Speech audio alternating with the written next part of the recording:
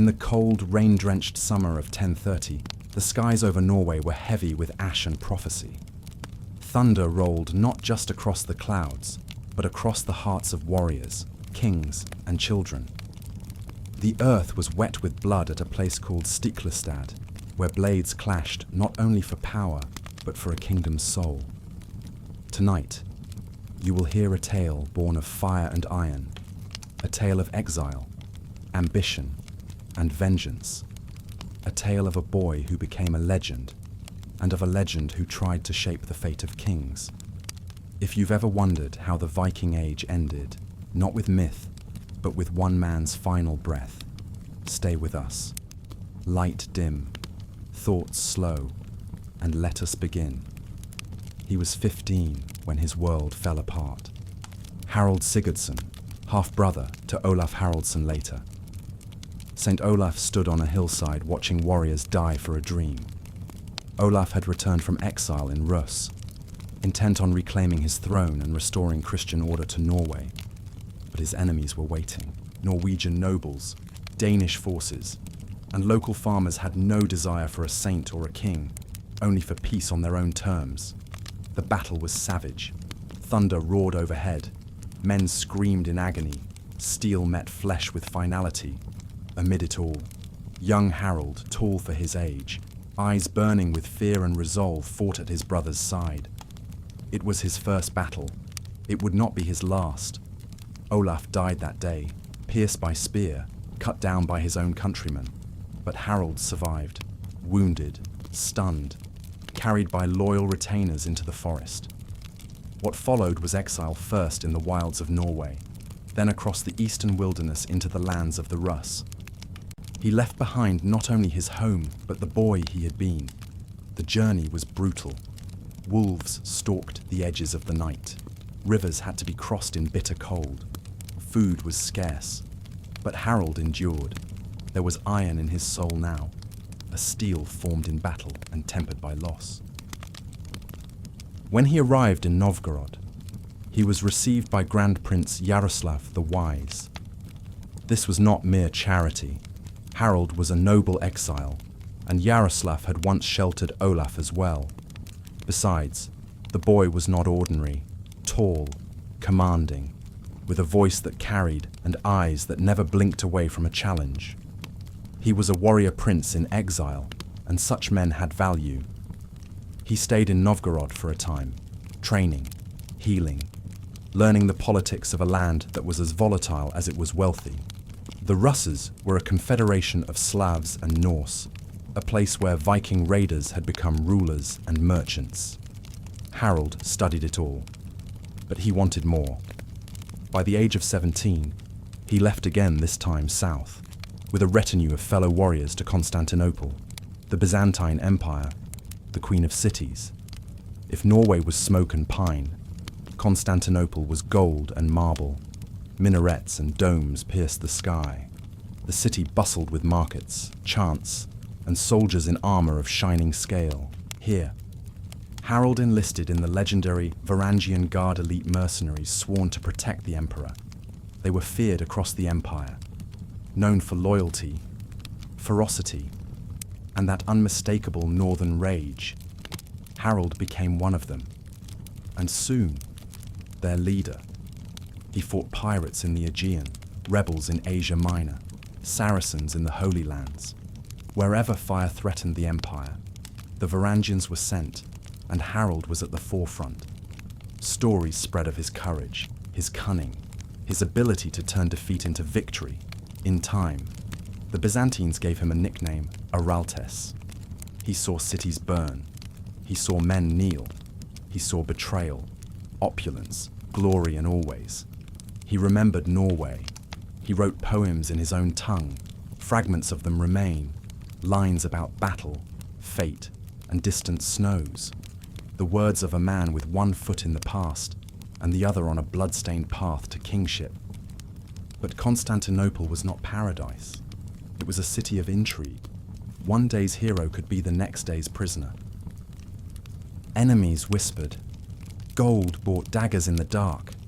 And Harald, for all his victories, was still a foreigner with ambition. He would not stay forever. But before he left, he did something extraordinary. He grew rich. Byzantine law allowed foreign soldiers to keep a share of their spoils, and Harold took full advantage. He sent treasure back to the Rus for safekeeping gold, gems, and priceless artifacts, enough to one day buy influence, ships, an army, maybe a crown. When the time was right, he departed Constantinople under tense circumstances, some say as a fugitive, others as a hero tired of imperial politics. He returned to the Rus, reclaimed his wealth, and turned his eyes north. Norway awaited, but it was not the Norway he had left. Magnus the Good, the son of Saint Olaf, now ruled the land, young, idealistic, and wary of the man who claimed his father's bloodline, and who had spent a decade carving his name into legend across the world. Harold did not march to war immediately. He negotiated. He offered power sharing, tribute, peace. But make no mistake, he wanted the throne. Not for vanity, but because he believed it was his. The boy who had bled at Stiklestad had returned. Not as a boy, not even as a man, but as a force. And Norway, tired of foreign kings and endless quarrels, listened. In time, Magnus agreed to share power, but not for long. Within a few short years, Magnus was dead, some say of illness. Others whisper of poisoning, though nothing was proven. Harold assumed full control. In 1046, he became King Harald III of Norway. But he would never be content with just Norway, because there was still Denmark, still England, still the dream of uniting what remained of the Norse world. The Viking Age was dying. The world of sea kings and raiders had given way to feudal borders and papal decrees. But Harald Hardrada, as he would come to be known, meaning hard ruler, he was a relic of the old days with the ambition of a modern king. And his next move would be bold. It would change the course of Northern Europe forever. It would begin with a sword, and it would end with a song. As King of Norway, Harald Hardrada quickly established a reign that was as iron-bound as his nickname suggested. His rule was not one of peace and poetry, it was forged in campaign and decree, in the flex of swords and the glint of coin. He ruled like a man who had survived empires and betrayals, and who knew that power, once taken, must be held with both hands tight. Harald's Norway was not yet whole. Disloyal jarls lingered like frost in the valleys. Coastal towns held quiet resentment. The nobility, ever ambitious, murmured in their halls. Harold heard it all, and answered not with words, but with ships. He rebuilt the Norwegian fleet, sleek, dragon-proud vessels that sliced through fjords and into the open sea. He demanded oaths of loyalty. When they came reluctantly, he enforced them with fire. Rebellious clans were broken. Border fortresses were seized. Trade routes were secured. But even more than conquest, Harold valued law. He codified royal authority, standardized taxation, instituted a system of regional governance that, though harsh, was fairer than feudal chaos. He was a king not only of battle but of order. He knew what chaos had cost him. Still, his mind drifted south to Denmark. His cousin, King Sweyn II, sat on that throne. Sweyn was clever, pious, and politically nimble, but Harold believed the Danish crown belonged to him as much as to anyone. After all, hadn't Olaf ruled it once? Hadn't Harold bled for Olaf's cause? So from 1048 to 1064, Harold launched near-annual raids on Danish coasts. Each summer, his longships would glide over the sea like wolves. They would strike, pillage, withdraw. Monasteries burned, fortresses cracked. Harold wasn't merely at war, he was conducting a campaign of exhaustion, attrition by ash. But Denmark did not fall. Sweyn held firm. And eventually, Harold made peace not because he was defeated, but because he saw no further gain in blood. He had made his point. The Viking in him was satisfied. The king in him turned west. England, a land divided, ripe with intrigue. For years, England had watched from afar. Its own kings came and went: Canute the Great, his sons, Edward the Confessor. But Edward was childless, and into that vacuum, rival claims swirled. One of them came from Harold. The story went that King Magnus of Norway, Harold's late co-ruler, had made a pact with Harthacnut, the Danish-English king. If either died childless, the survivor would inherit both thrones. Harthacnut died. Magnus claimed Denmark. And now, Harold claimed England by inheritance, by honour, and as always, by sword. But he was not the only one. Across the Channel, William, Duke of Normandy, also eyed the crown, claiming Edward had promised it to him. And in England itself, Harold Godwinson, powerful Earl of Wessex, stood as the realm's most influential man. 3 men, 3 claims, 1 crown. Harold watched and waited. He sent emissaries. He gathered spies. He read the winds. And in 1066 the signal came. King Edward died. Harold Godwinson was crowned. And Harold Hardrada, now over 50, but still towering, still unbroken, still fierce, knew his time had come. He raised a fleet, summoned warriors from across Norway, called upon his old ally, Tostig Godwinson, Harold's own exiled brother, to open a path into England. It would be his final campaign. But not yet. For as the ships were built and the blades sharpened, Harold took time to prepare not just his army, but his legacy. He had a saga to finish. The tale of a boy from Stiklestad, the tale of a king who would not kneel, and the tale of a Viking who refused to fade. In the spring of 1066, Norway stirred with purpose. Along the rocky fjords and snow-fringed meadows, the call to arms echoed like a war drum. Harold's messengers rode hard to every corner of his realm, summoning warriors, shipwrights, blacksmiths, any soul capable of bearing axe or sail. From Trondheim to Bergen, from icy settlements in the north to timber halls in the south, men gathered. Some were veteran housecarls, hardened in skirmishes against Denmark. Others were green sons of farmers, drawn by tales of glory and the promise of plunder in the rich lands across the sea. And to all of them, Harold was more than a king. He was legend-made flesh. Tall, broad-shouldered, clad in a black tunic stitched with silver thread. He addressed them not as ruler to subjects, but as brother to brother. He spoke of England not only of conquest, but of destiny, of an oath betrayed and a throne stolen, of the gods of war smiling one last time upon their people. He made no promise of survival, only of purpose. Preparation was meticulous. Ships were caulked and stocked, provisions dried and packed. Blacksmiths worked day and night, forging arrowheads, spear tips, shield bosses. Seers were consulted, sacrifices were made. The ancient rites were observed with renewed intensity. Some felt the old gods stirring. Even the skies, it seemed, grew restless. A comet blazed across the heavens that summer bright, trailing fire.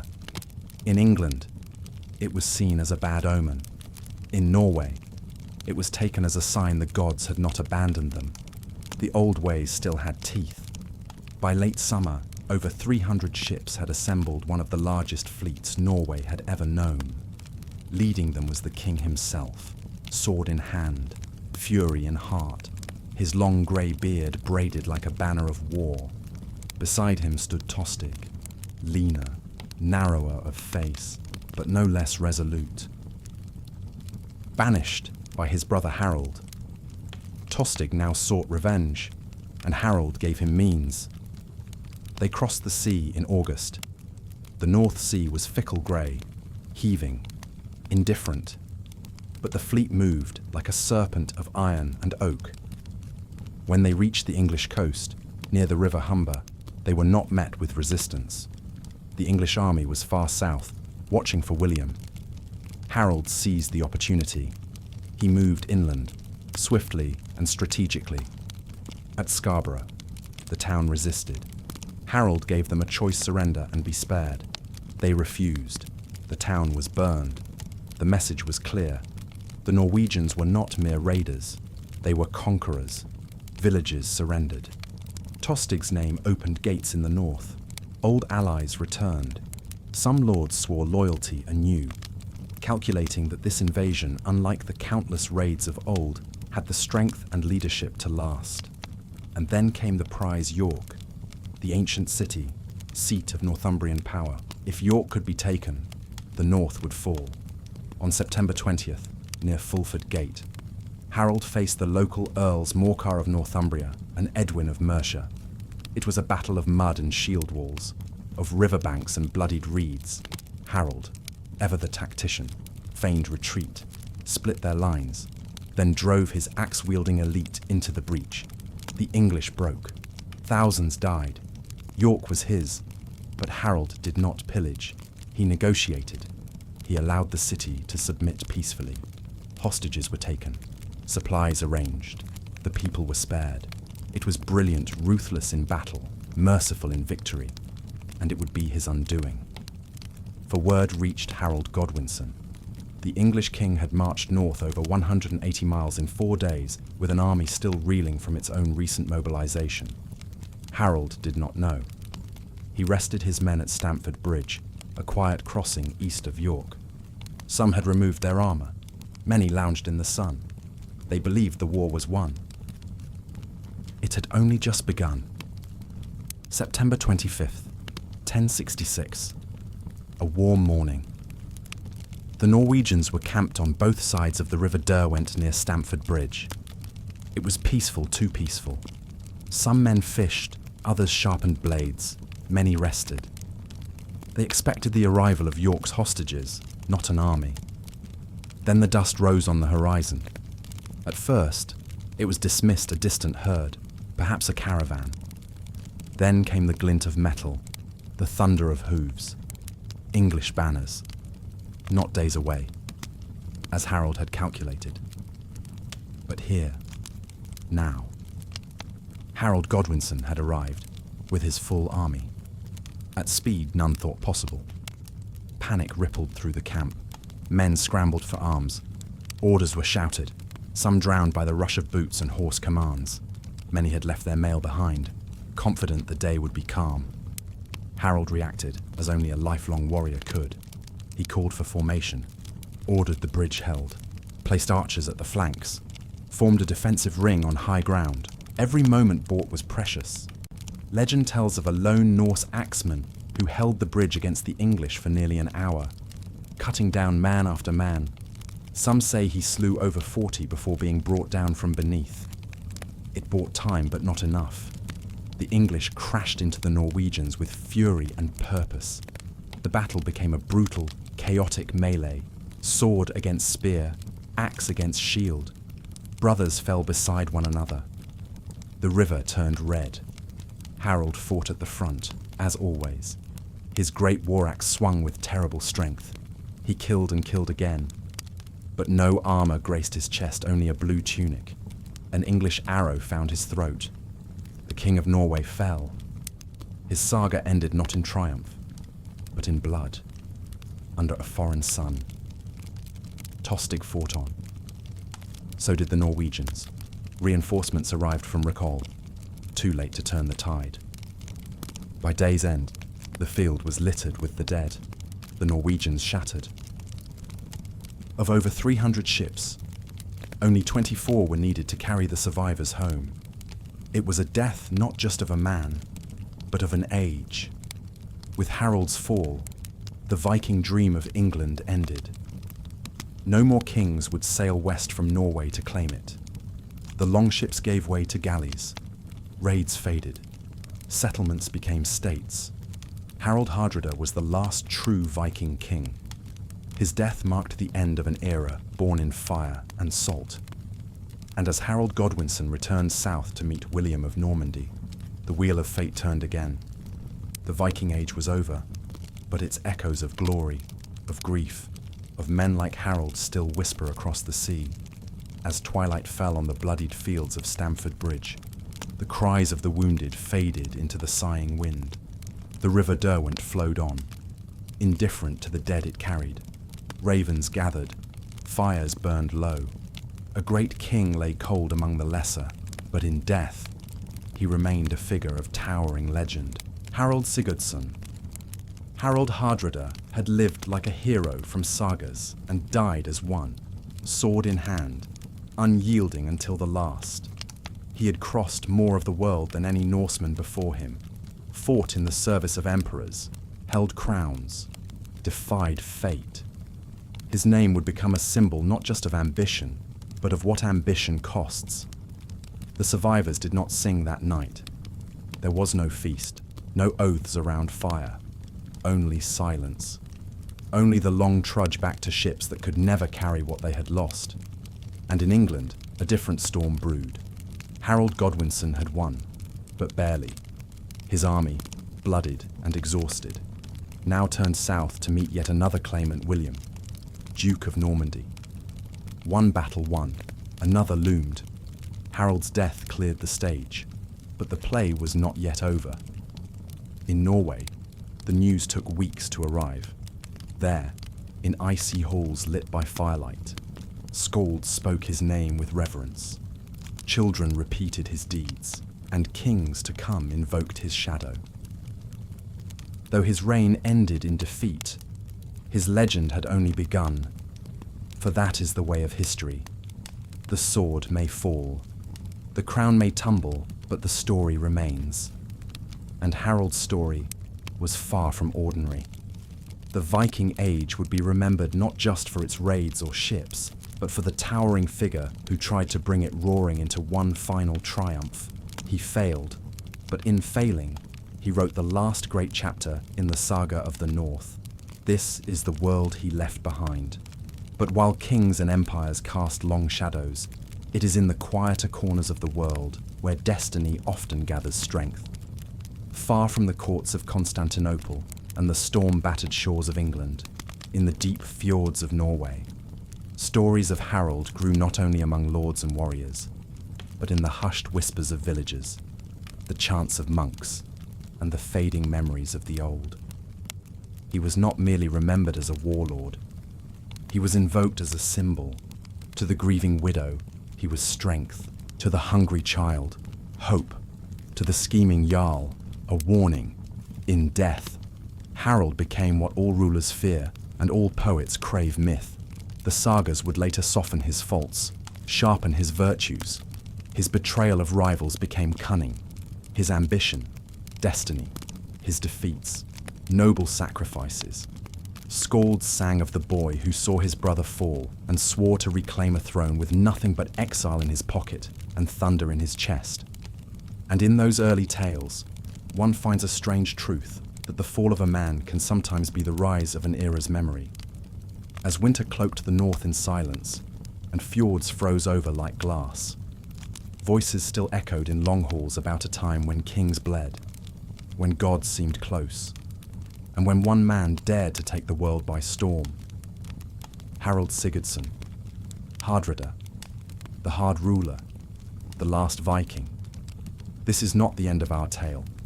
It is the beginning of his, because before there was defeat, there was fire. Before the crown fell, it was claimed through blood, exile, oath, and steel. The winter after Stiklestad was cruel. In the mountain passes, wolves came down to villages, drawn by the scent of the unburied. Farmsteads fell silent under snowdrifts. Yet in the cold, Harold endured. He travelled east not homeward, but onward. Across the Scandinavian forests, across the Baltic wind. He passed through lands of marsh and pine, where tongues changed every village but suspicion remained constant. He slept in haylofts, bargained with hunters, and kept his sword wrapped but never far. By the time he reached the lands of the Rus, he was no longer just a fugitive. He was a survivor. In Novgorod, he entered the court of Grand Prince Yaroslav the Wise, a man who understood both the value of bloodlines and the weight of ambition. Harold, the brother of a fallen king, was not a beggar here. He was currency. He was future. Yaroslav gave him haven, gave him arms, gave him command. And soon, Harold found what many exiles seek but few earn respect. He led men into battle again, against Poles, Pechenegs, rebels of the steppe. In every clash, he learned not only the rhythm of foreign war, but the shape of foreign power. He studied courts, watched alliances shift like river ice, understood that strength alone did not make a king. Timing did, legitimacy did, coin did. By 20, he had become more than a fighter. He had become a student of empire. But even then, he was not satisfied. For in the south lay a city of marble and fire, a place of domes and gold, Constantinople, the queen of cities. Harold wanted not only to see it, he wanted to conquer it, or at least conquer his place within it. The Varangian Guard elite warriors sworn to the Byzantine emperor became his next home, a company of Norsemen, Anglo-Saxons, and exiles bound not by origin but by oath. They fought for emperors, died for them, and sometimes outlived them. Harold took the oath. And in the years that followed, he carved his name into the stones of history, not in Norse runes, but in the blood of rebels, pirates, and Saracen foes. They called him Araltes in the east. Under that name, Harold became a ghost in Byzantium's margins. He led campaigns against pirates in the Aegean, enforced imperial will in Sicily, and rode beneath Greek banners in the Holy Land. At the gates of Jerusalem, he reportedly fought with such ferocity that even the Caliph's chroniclers wrote of a tall northerner who bore down like a storm. The Byzantine court, obsessed with protocol, tried to polish him.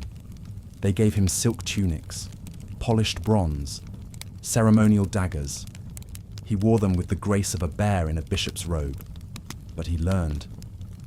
Harold absorbed their languages, their rituals, their poisons, both literal and political. He became rich not in land, but in gold and secrets. He sent gifts home, he paid off debts, and he waited.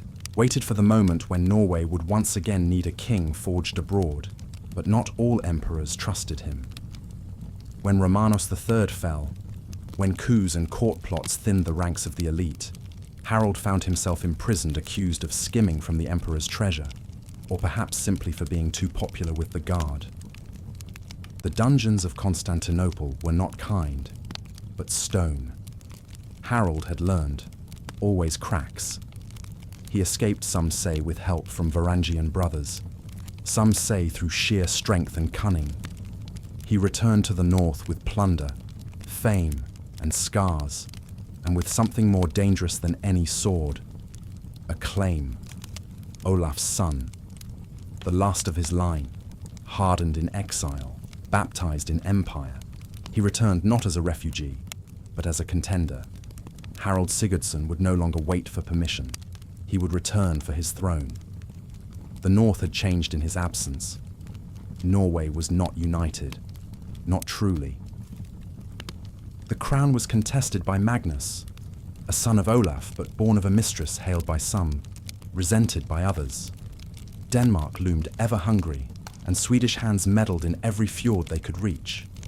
Petty jarls carved out their own little kingdoms, and the people, tired of endless feuding, yearned for something solid, for a king, not just in name, but in strength. Harold returned with gold, ships, and the weight of Eastern glory behind him. He met Magnus, not with sword, but with cunning. He offered half the kingdom in exchange for peace, for unity, for the promise that the North would not bleed itself dry while others watched from across the sea. And Magnus, perhaps wary of civil war, perhaps weary of isolation, agreed. So for a time, Norway had two kings, uneasy, unmatched, yet bound by oath. But fate, as always, intervened. In 1047, Magnus died suddenly, suspiciously, and without heirs. Harold stood alone. No more shared rule. No more compromise. He was Harald III of Norway, king by right and steel. And with his crown secured, his gaze turned outward, because in the sagas of old, a king did not merely defend, he conquered. Denmark was first, always a thorn, always a rival.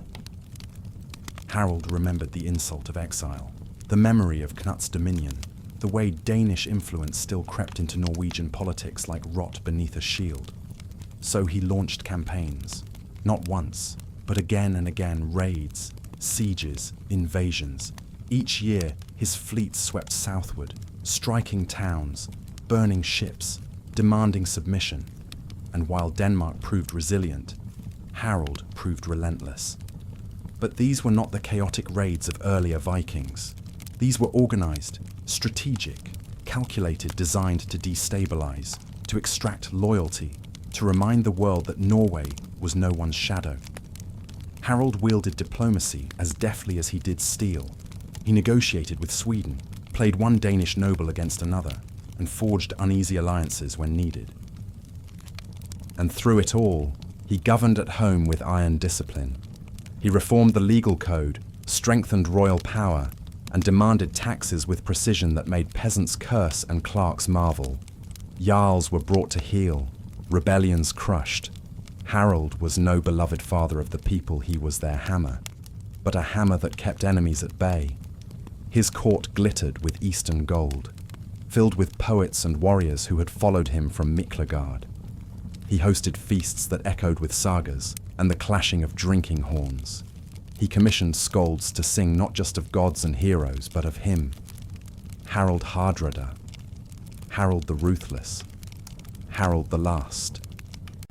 And yet, as the years wore on, his gaze turned further west, to the Isles, to Ireland, to a divided, tempting land called England. The English throne was cursed with ambition. In 1066, King Edward the Confessor lay dying, childless and surrounded by vultures. The crown of England, rich, powerful, Christian, was up for the taking, and many believed it theirs by right. Among them, Harald Hardrada. But why would the King of Norway, now aging, with decades of conquest and rule behind him, look again to war? Because, in his mind, the crown was promised, decades earlier, before Harald had even returned from Byzantium.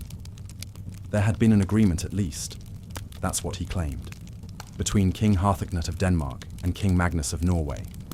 If one died childless, the other would inherit all Denmark, Norway, and yes, even England. Harthacnut had died. Magnus had taken Denmark, though tenuously. And by Harald's logic, that meant England too. Never mind that Edward the Confessor ruled it. Never mind that Anglo-Saxon nobles had no interest in being ruled by a Norse king. And never mind that other powerful men, Harold Godwinson of Wessex and William of Normandy, also staked their claims. Harold saw a throne. He saw destiny. And in 1066, he acted. But he would not go alone. Harold knew that to invade England was no small feat. The North Sea was wide, its storms cruel, and England's coasts guarded by wary lords. But he would not go blindly. He forged a pact. Tostig Godwinson, the exiled brother of Harold Godwinson, the powerful Earl of Wessex and England's newly crowned king, had fled his homeland bitter and betrayed, cast out by his own kin. Tostig nursed hatred like fire in his gut, and when Harold's messengers found him, the offer was simple. Come with me. Help me take England. I will make you Earl again. Tostig agreed. So in the summer of 1066, fleets began to gather in Norway's fjords, longships, painted and polished, filled with warriors. Men who had never seen England, but had heard of its riches. Huskarls, berserkers, veterans of decades past, young men chasing glory, old men chasing one last chance to die in battle with sword in hand. Harold, now in his 50s, moved like a man half his age, His presence still stirred awe. He stood tall, shoulders square, voice sharp as winter air. His armor shone, his sword still sang. He was not a relic, he was a storm reborn. In late summer, the sails unfurled. The wind was behind them. They crossed the sea like a black tide. On the 18th of September, they landed at Rickhall, near the River Ouse in Yorkshire. The invasion had begun. The first to meet them was Scarborough, a proud town on the coast, walled and watchful. The defenders stood firm, perhaps thinking the Viking age had passed, that their walls would hold. They were wrong. Harold's men set the town ablaze. The fires lit the sky red, and the message was clear the North had come, and it remembered how to burn. Then came York. One of the greatest cities in northern England, once a Norse stronghold, now under English rule. But still, the Norse name lingered Jorvik, and to Harold, it still felt like it belonged to his people. He marched with purpose, at Fulford, south of York. He met resistance the Earls Edwin of Mercia and Morcar of Northumbria, young and proud, leading the English army. Harold didn't flinch. The Battle of Fulford was swift and brutal. The English charged. The Norwegians stood firm, then counterattacked with ferocity. The tide of battle turned as Harold's wings folded inward, trapping the English in a crushing pocket. Blood soaked the marshes. Hundreds fell. Edwin and Morcar fled. York surrendered. The gates were opened, the people silent. Harold marched in, not as a raider, but as a king.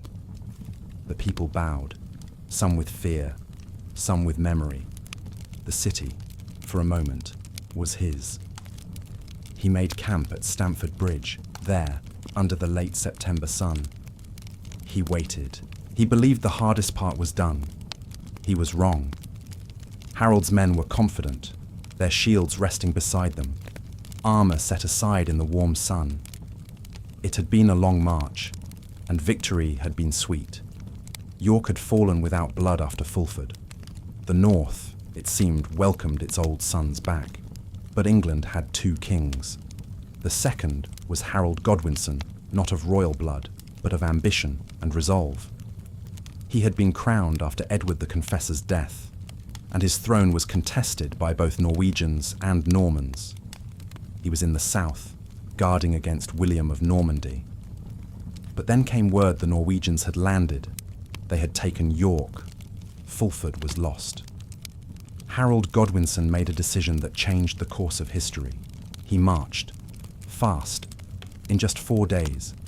He covered nearly 200 miles, from London to York, arriving so suddenly that no watchman had time to raise an alarm. September 25th, 1066. Stamford Bridge. Harold's men were relaxing, unaware. Many had left their armor at their ships. The sun glinted off the river. The bridge stood silent. Then came the glint of helms on the horizon. English banners. Harold was stunned. He scrambled to rally his forces. Some ran half-dressed, grabbing axes, lacing boots. Others fell before they reached formation. The English were coming fast. There was no time for formation, no time for ceremony. But Harold did not retreat. He donned his blue cloak, raised his great sword, and shouted for his warriors to hold. They say one man held the bridge. A giant of a Norwegian, his name lost to time, wielded a great axe and delayed the English for nearly an hour. Alone, as if conjured from saga and flame. He cut down soldier after soldier. They tried to rush him. He stood. They tried from beneath the planks. He stood until, finally, an Englishman floated beneath the bridge in a half-barrel and drove a spear upward. The giant fell, but his courage bought time. Harold formed his shield wall. His men rallied on a nearby rise. English forces surged across the bridge, and the battlefield roared into life. It was brutal. Spears clashed, axes hewed, bodies fell, and Harold, towering, golden-haired, almost mythical, stood among them, a king in full wrath. He swung his sword two-handed, with no shield, as if inviting death itself to challenge him. And death came. An arrow struck his throat. He did not scream. He did not cry out. He collapsed, blood seeping into the trampled earth, the sun reflecting in his open, lifeless eyes. Harald Hardrada, last of the great Vikings, died beneath an English sky. With their king fallen, the Norwegians faltered. Still, they fought bravely. They formed a ring of shields around the fallen Harald, desperate to protect his body, to buy time for the remnants of their army to flee. The losses were staggering. Of the thousands who had crossed the sea with dreams of conquest, only a few hundred made it back to their ships. Tostig, Harald's ally, lay among the dead a traitor to England. Now just another nameless corpse on foreign soil. The Battle of Stamford Bridge was more than just a defeat. It was the end of an era. No great Viking army would ever again cross the North Sea with dreams of empire. No dragon-proud longships would darken English shores as instruments of war. Harald's death marked the twilight of the Viking Age, not in fire, but in blood-soaked earth and the silence of dreams undone. And fate, with cruel irony, was not yet finished. For as Harald fell in the north, another claimant to England's throne landed in the south. William, Duke of Normandy. Within weeks, King Harold Godwinson, the very man who had defeated the Vikings at Stamford Bridge, would face a second invasion at Hastings. He would not win. And so, in the autumn of 1066, England saw 3 kings contend, 2 invasions clash, and 1 era end. Harald Hardrada did not live to see William crowned, but without knowing it, his death had cleared the path. The Viking king's ambition to rule England was not fulfilled, yet his fall changed history just as surely as any conquest could. His name would echo in saga, in story, in the winds of the north. Harald Sigurdsson, Hardrada, the last of the Vikings. As the smoke from Stamford Bridge cleared, word of Harald's death spread rapidly. Across the fjords and valleys of Norway, the news landed like an avalanche. The mighty king, invincible in battle, feared across the seas, was gone. The shock was profound. For decades, Harald had been the fixed star in the Nordic sky. Now, that sky seemed darker. Norway trembled. The question of succession loomed large. Harald's son, Olaf Kyrre, was declared king, but he was nothing like his father. Where Harald was fire, Olaf was water calm, deliberate, introspective. He was not a warrior king. He preferred peace to plunder, negotiation to bloodshed. For some, this was welcome. For others, it felt like a betrayal of everything the Norse spirit had once championed. Olaf's reign brought stability. He encouraged Christianity, codified laws, and expanded trade. Churches replaced pagan shrines. Bishops replaced seers. Norway began to look less like the land of longships and more like a Christian kingdom in step with continental Europe. But not all embraced the change. In remote valleys, old gods were still whispered about. Odin's name was carved into wood, Thor's hammer worn beneath tunics. The sagas, passed down by fireside, spoke of glory, not gospel. For these people, Harald's death was not just the fall of a king, it was the end of a world. Meanwhile, abroad, the ripples of his death continued to spread. In England, William the Conqueror solidified his hold, but he did not forget Harald. In the tapestry of conquest, the shadow of the Viking king lingered. William's chroniclers, eager to frame the Norman invasion as divinely sanctioned, contrasted it with the failed Norse attempt. One was a rightful claim, the other, a barbarian fantasy. Yet historians would later wonder, had Harald won? What might have been a Scandinavian England, a different Europe? The questions remain. In the east, the Varangian Guard mourned their old captain. Tales of his bravery were sung in Constantinople long after his death. They remembered the young Norseman who had risen through Byzantine ranks, who had fought for emperors, who had returned north only to fall in the west, and in Iceland. The sagas grew. Harold became more than a king. He became legend. They told of his strength, his cunning, his poetry. Yes, his poetry. Few remember that Hardrada, like many Norse nobles, was a skald. His verses, fierce and haunting, survived in fragments. They speak of sea foam, of steel, of fate. In them, you hear not just a warrior's cry, but a man's soul. This is the paradox of Harold. He died defeated, but his story triumphed. In the end, that is perhaps the most Viking end of all. He marched with hardened men, some Norwegians, some Danes, some veterans from wars past who had seen the fires of Byzantium and the snowfields of Rus. They carried long axes, round shields, and an unshakable belief in their king. Harold was not just a warrior, he was their saga. At Scarborough, he unleashed fire and fury. The town, refusing to submit, was burned a chilling message that resistance would be met not just with swords, but with ash. Word spread quickly. Town after town opened their gates, trembling before the storm that had landed from the sea. It was not just brute force. Harold's charisma, his presence tall, scarred, and regal, spoke to both awe and dread. For some, it was as if the old gods had returned. By the time he joined with Tostig, his fleet numbered hundreds of ships. The banners flew.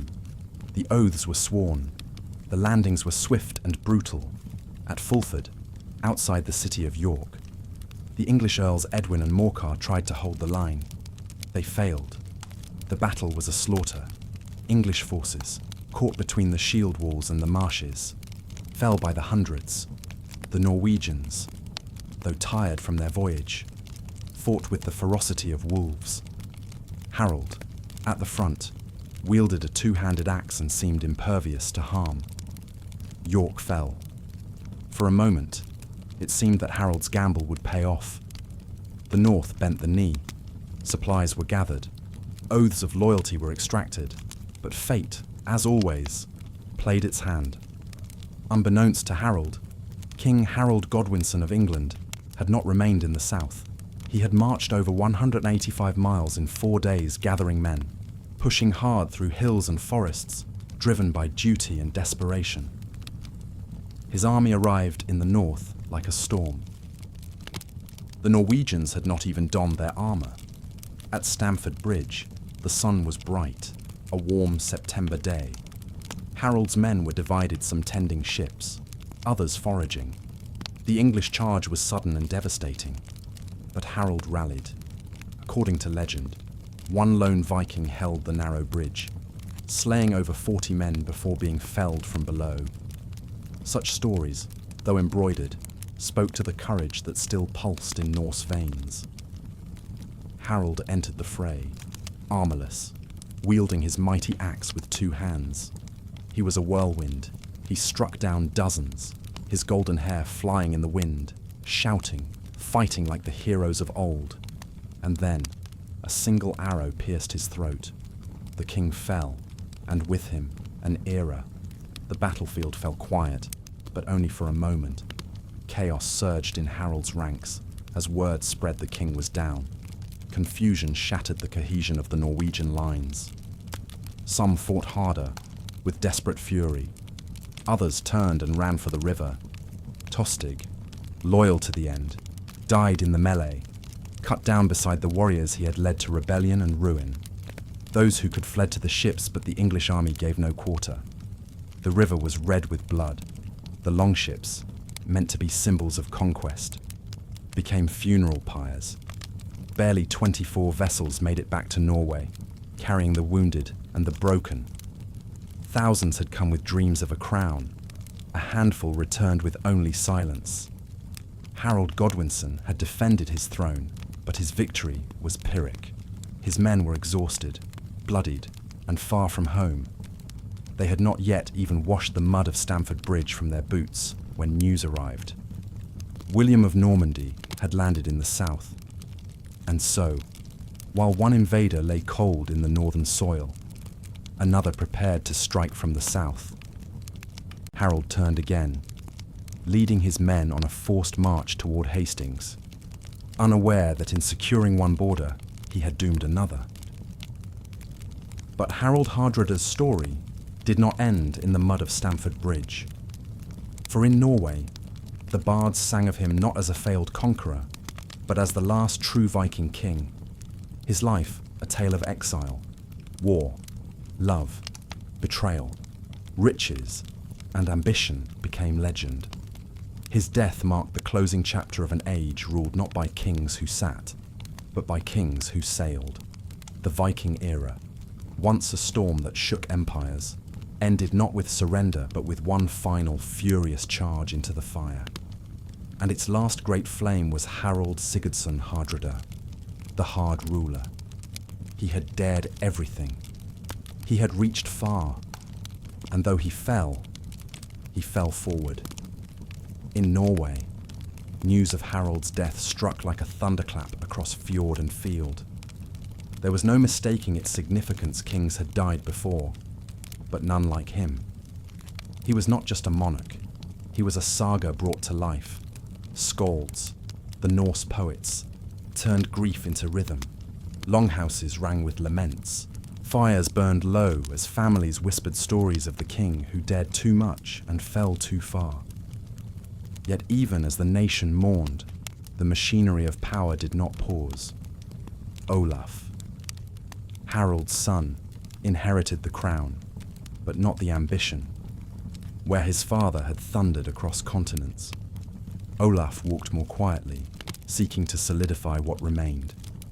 Norway would now consolidate, not conquer.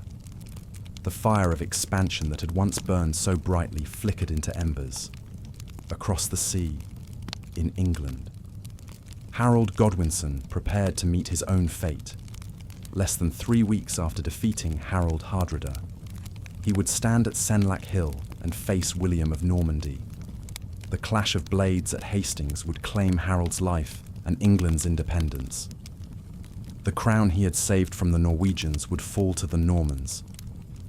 And so, with the fall of 2 kings in rapid succession, a new Europe emerged, feudal, centralized, Christian in doctrine, bureaucratic in form. The age of raiders and warbands yielded to the age of dukes and decrees. But what of the Vikings? The culture did not vanish. Norse blood ran thick in the veins of Normandy, Scotland, Ireland, and northern England. Norse sagas would be copied by monks centuries later. Ships would still sail, but as traders, not as raiders. The horned image, though inaccurate, would remain etched in popular memory. Harold's name endured not only in chronicles, but in imagination. To some, he was a hero. To others, a cautionary tale. But to all, he marked the border between legend and history. He had been a prince in exile, a warrior in Byzantium, a king in Norway, and an invader in England. His tale was stitched into the tapestry of Europe's transition, and as the waves closed over the age, he personified. The echo of his footsteps could still be heard in verse, in stone, in silence. But history is rarely so neat. While Norway turned inward, the legacy of Harold's ambitions spread outward like ripples across a fjord. In Constantinople, his feats remained legend. The Varangian Guard still toasted his name in the cool stone halls of the palace. In the sagas of Iceland, his life was immortalized with all the drama, violence, and dark wit that defined Norse storytelling. To his people, he was the last great Viking fearsome, flawed, and utterly unforgettable. What made Harold unique was not simply his ambition, but the times in which he lived. He stood at a crossroads between paganism and Christianity, between oral law and written record, between the axe and the crown. He could recite poetry and order a massacre in the same breath. He was both bridge and barrier between 2 ages. After his death, Europe shifted irrevocably. England fell to the Normans, and with it, the last true Anglo-Saxon dynasty. The Normans brought castles, taxation, clerks, and Latin writs tools of a different world. The Viking raids that had once terrified coasts from Iberia to Ireland slowed, then stopped. The longships, once the terror of the seas, became relics. Yet the Norse spirit adapted. In trade, they thrived. In Greenland, in Iceland, and even briefly in Vinland, what we now call North America, echoes of their boldness lingered. Christianity took firmer root, reshaping values, laws, and learning. But the bones of the old world remained visible in names, in art, in stubborn independence. Harold's death marked the end of an age, but not the erasure of a people. His fall closed the door on one kind of history and opened another. A quieter, more ordered time would rise, but not without carrying the memory of fire and frost. And as monks recorded his deeds and storytellers embroidered them, one truth remained clear: the age of the Viking was over. But the legend of Harald Hardrada had only just begun. The aftermath of Harold's fall was more than political, it was cultural. In the north, the great oral tradition that had once glorified raiders and kings now found itself facing extinction. With Christianity came the Latin alphabet, parchment, and clerks who wrote not in runes, but in scripture.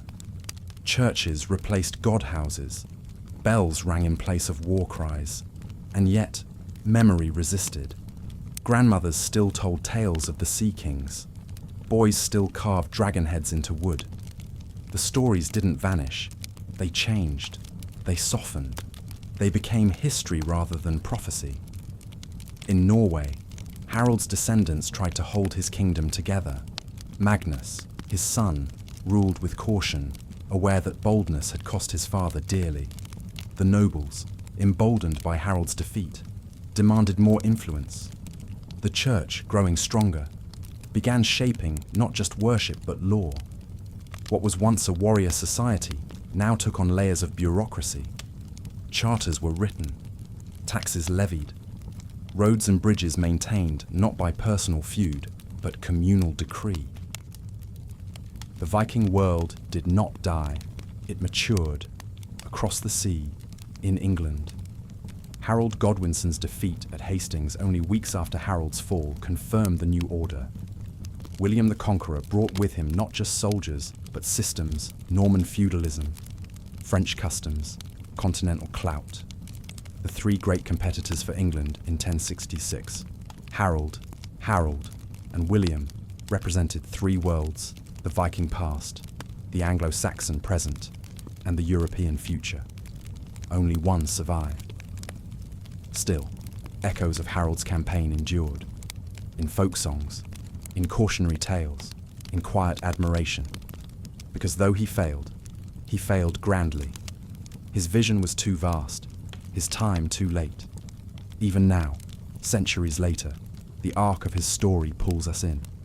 A boy who fled a battlefield, a soldier who rose in exile, a king who returned with fire, and a man who died chasing not revenge, but restoration.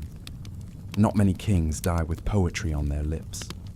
Fewer still deserve to. Yet as Harold's body cooled on the field of Stamford Bridge, his legend warmed in the hearts of those who remembered.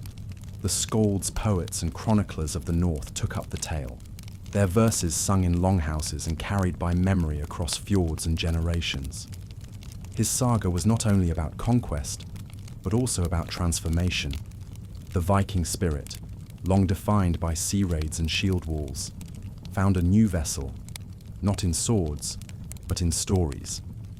The very act of writing down the sagas, once an oral tradition, marked a turning point.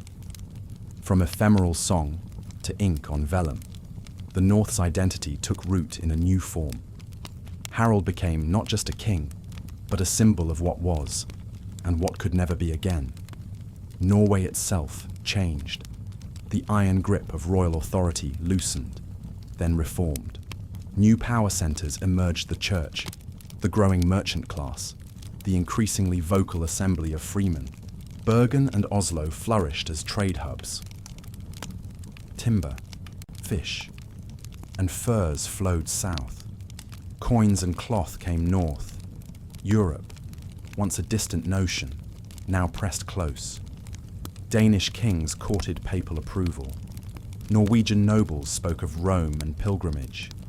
The very language of law began to shift from ancient customs to written codes, inspired by canon and Roman precedent. But for all this, the spirit of independence remained stubborn. On stormy nights, the old tales still surfaced of Thor's hammer, of Odin's wisdom, of ships that defied death itself. Christianity had come, yes, but the gods of the north were not entirely silent. They lived in metaphor, in proverb, in the way a man looked at the sea and saw not water, but a path. Even the church, in its quiet conquest, had to bend. Saints' days replaced solstices, but the festivals remained. Sacred springs were blessed, not banned. Old sites became new shrines. Syncretism, not destruction, was the strategy. And Harold, he remained on coinage, in chronicles, in memory, not as a ruler to emulate, but as one to remember. His failure was colossal, but so was his ambition. He had stood at the edge of two worlds, the Viking Age and the medieval dawn, and with his death, the bridge between them collapsed. Even in the cold stone cloisters of Europe's emerging kingdoms, the name Hardrada would echo with exotic weight. To Frankish ears, it was a name conjuring not only dread, but wonder of longships with carved dragon heads, of warriors singing as they rode, of gods who bled and kings who died laughing. Harold's campaign was a final echo of the long centuries where northern sails shadowed the coastlines of Christendom. In Constantinople, where Harold once guarded emperors and earned golden armbands. News of his death came not with ceremony, but as a quiet footnote in Byzantine dispatches. But in the taverns of the Varangian barracks, his name was lifted in toasts, a hero fallen not in scandal or retreat, but with blade in hand. This was, perhaps, the most Viking death of all, heroic, doomed, and unforgettable. Meanwhile, in the north, a strange silence settled. There would be no more great sea kings launching pan-European invasions, no more dynasties forged in blood and thunder from the decks of dragon-proud ships. The age of the Viking had ended, not with a treaty or a whimper, but with a battle and a grave. And yet, its ghosts lingered. The English, who had fended off Harold, would fall to William the Conqueror only weeks later at Hastings. Harold's failure had weakened them, fractured their defense, and indirectly opened the door to Norman conquest. Thus, his story did not end at Stamford Bridge. It echoed in the outcome of English history, in the foreign kings who would rule the island for centuries, in the culture they would shape and inherit. The North, too, shifted. Norwegian monarchs turned inward, consolidating rather than expanding. Iceland continued its saga writing, preserving a culture of memory even as its independence withered. Greenland settlements clung to life, unaware that isolation and climate would claim them within centuries. The world moved on, but changed. The legacy of Harold Hardrada was not territorial gain, it was narrative.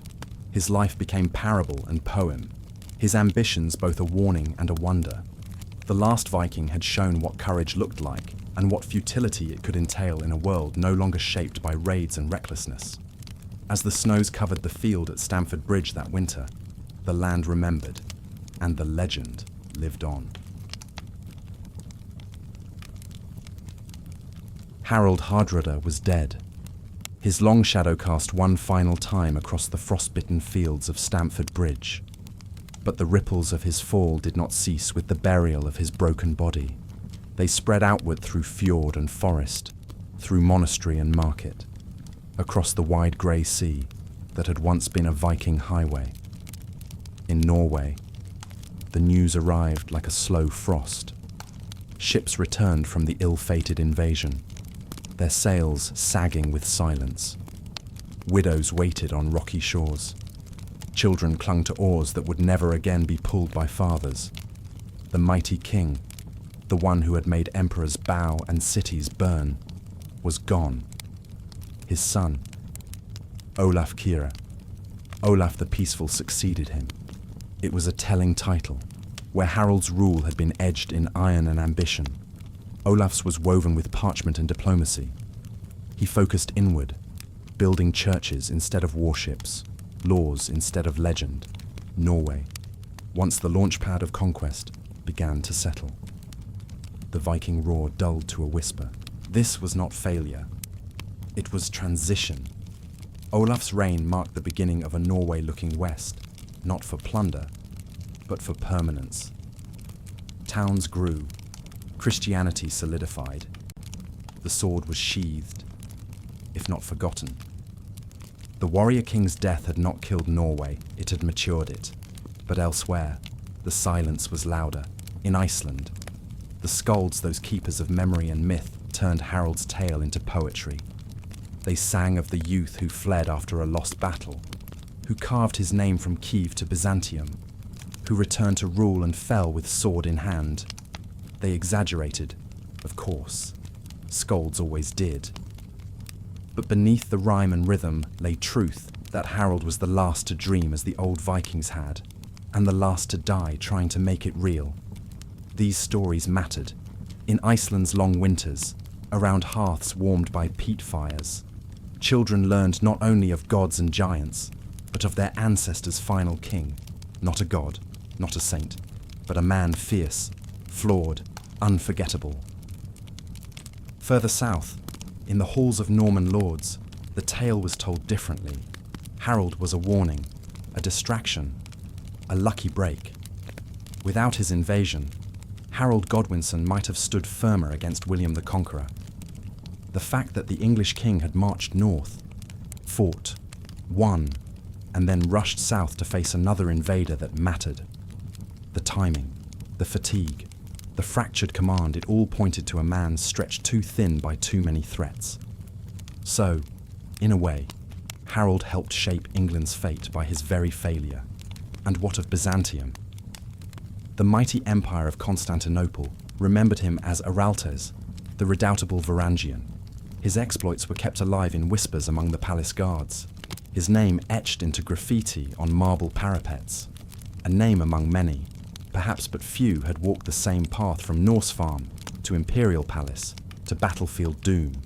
The Varangian Guard itself, once a bulwark of Nordic pride in the east, began to shift. Over time, fewer Norsemen came. The ties that had once linked Kiev, Scandinavia, and Constantinople frayed. The Byzantine Empire turned to other mercenaries, other allies. The age of the axe-wielding northerners faded, just as the runes faded from the stones outside Constantinople's gates. Back in the north, Sweden, Denmark, and Norway still warred, still schemed. But something had changed. The energy that had once sent ships west to Vinland, south to Sicily, and east to Baghdad had turned inward.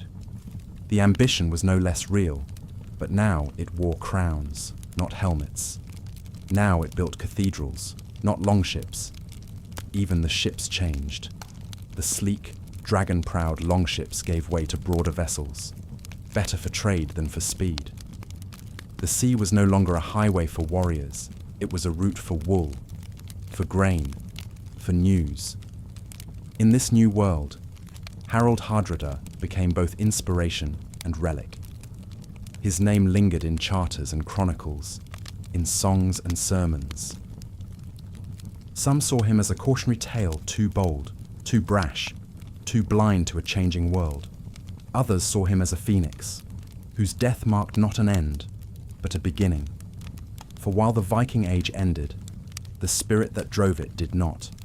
The hunger to explore, to challenge, to shape destiny by one's own hand that lived on.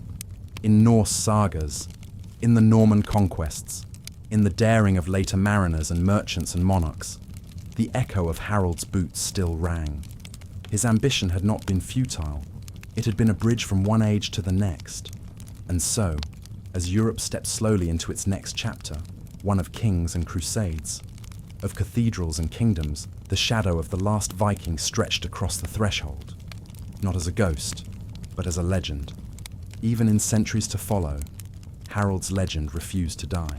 When Icelandic scribes in the 13th century recorded the Heimskringla, Snorri Sturluson placed Harald Hardrada at its heart, not just as a king, but as a mythic bridge between the age of gods and the age of kings. His saga is long, rich, and only partially rooted in fact, but that was never the point. What mattered was that he symbolized a world on the brink, a figure straddling the pagan wildness of early Scandinavia and the ordered Christian monarchies that came after. And yet, the myths lingered not just in Nordic lands. Even in places where his name was a whisper, the mold he helped cast endured. England's memory of Stamford Bridge faded, overshadowed by Hastings. But in the subconscious of Europe, the idea of the Northman, the fearless, storm-born, iron-hearted warrior remained. Tales of berserkers, of seafaring kings, of golden-bearded warlords, all bore Harold's silhouette. In Norway, his legacy turned into a paradox. He was both a source of national pride and a symbol of the violent, tumultuous past the kingdom had left behind. The modern monarchy would later trace its lineage through Olaf Kyrre, his son, but always with Harold looming in the background. Statues rose, schools bore his name, and in every account, he loomed larger than life. Was he a hero, a tyrant, a relic, a visionary? He was all and none. He was a man of his moment, stretched between centuries. The age of the Viking was over, but it had not died screaming. It had died with a final charge, a final arrow, and a final fall beneath a foreign sky. And in that fall, it found its ending. But perhaps Harold's truest legacy lies in what came after. For Norway did not collapse after his death. The crown passed, eventually, to his descendants, first to his son, Olaf Kyrre, who bore none of his father's fire, but all his political cunning. Olaf's reign was peaceful, inward-looking, and marked by the construction of churches, the promotion of trade, and the quiet consolidation of royal power. It was, in many ways, the beginning of modern monarchy in Norway, a far cry from the raiding, warring world Harold had inherited. In Europe at large, the Viking threat no longer kept kings awake at night. The coasts of Francia were secure. England, under Norman rule, fortified and absorbed Norse elements rather than feared them. Dublin, once a Viking stronghold, became more Irish than Norse. The war fleets of Scandinavia, once the scourge of a continent, found themselves increasingly outmatched, outnumbered, and outpaced by new methods of war and rule. But none of this happened instantly. Change trickled, bled, and bruised. In rural fjords, tales of Harold's conquests lingered long after ships stopped being built. In Icelandic sagas, his journeys and exploits were expanded and glorified. He became a larger-than-life character, a necessary bridge for people not ready to let go of the past. They needed someone who could stand between the pagan gods and the Christian saints, between the longship and the bishop's crozier. That someone was Harold, and so he endures not just in stone or ink, but in memory. The Viking who went east to Byzantium, the exile who returned, the warrior who would be king, the king who would not kneel, the fallen soldier at Stamford Bridge, the last of the great Vikings, even centuries later, when the sagas were finally committed to vellum. Harold's name stood tall. Writers in Iceland, themselves heirs to the oral traditions of Norse skalds, cast him in tones both heroic and tragic. He was not merely a king, they made him a storm, a force, a man out of time who died because he belonged to an age already passing. But what exactly made Harold the last Viking?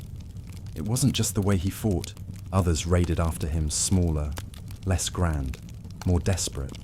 It wasn't even his death in a foreign field, sword in hand. Plenty had fallen like that before him. No, it was the scale of Harold's ambition, the sheer audacity of it. To cross the world, to rule in one of the greatest empires of Christendom, to return, claim a throne, and then believe, in the autumn of his life, that he might add England to his trophies. That was Viking spirit, but taken to its absolute, unsustainable limit. Harold did not just want gold or land. He wanted names, titles, glory, memory. That insatiable thirst was pure Odinism, even in a man who bore a cross. After Stamford Bridge, the narrative changes. Norwegian kings no longer speak of conquests across the sea. They marry daughters of Saxon and Danish nobility. They speak Latin and hold court in stone halls. The sagas become more nostalgic. The longships are used less for war and more for trade until they, too, disappear from designs. The old gods are forgotten, even in jest, but not Harold. Even in the Christian chronicles of Europe, he's remembered not always favourably, but always vividly. The Byzantines called him Araltes. The English remembered him as the mad Norseman who dared defy two kings. The Norwegians, even now, name streets and sons after him. In the end, Harold's legacy may be less about his victories and more about his refusal to bend. As the survivors limped back to Norway, the winds of change followed them. The sons of farmers who had once sung of Thor and roared across the seas in sleek longships now watched their sons recite Latin prayers and pay taxes to kings who sat still. The age of movement, of myth-charged chaos, had passed. Yet in taverns and by hearths, old men still told of the time Harold crossed half the world, fought with emperors, loved exotic queens, and died with a sword in his hand, arrows in his back, and no regrets in his heart. It is fitting, perhaps, that Harold's saga ends not with a coronation, but with a funeral, a return not to Valhalla's roaring halls, but to Norway's cold soil. His body was eventually brought back, they say, and laid to rest in Trondheim, a city he had once filled with pomp and lore. But who can say what truly happened to his soul? Did he walk into the great hall of Odin, shield broken but spirit defiant?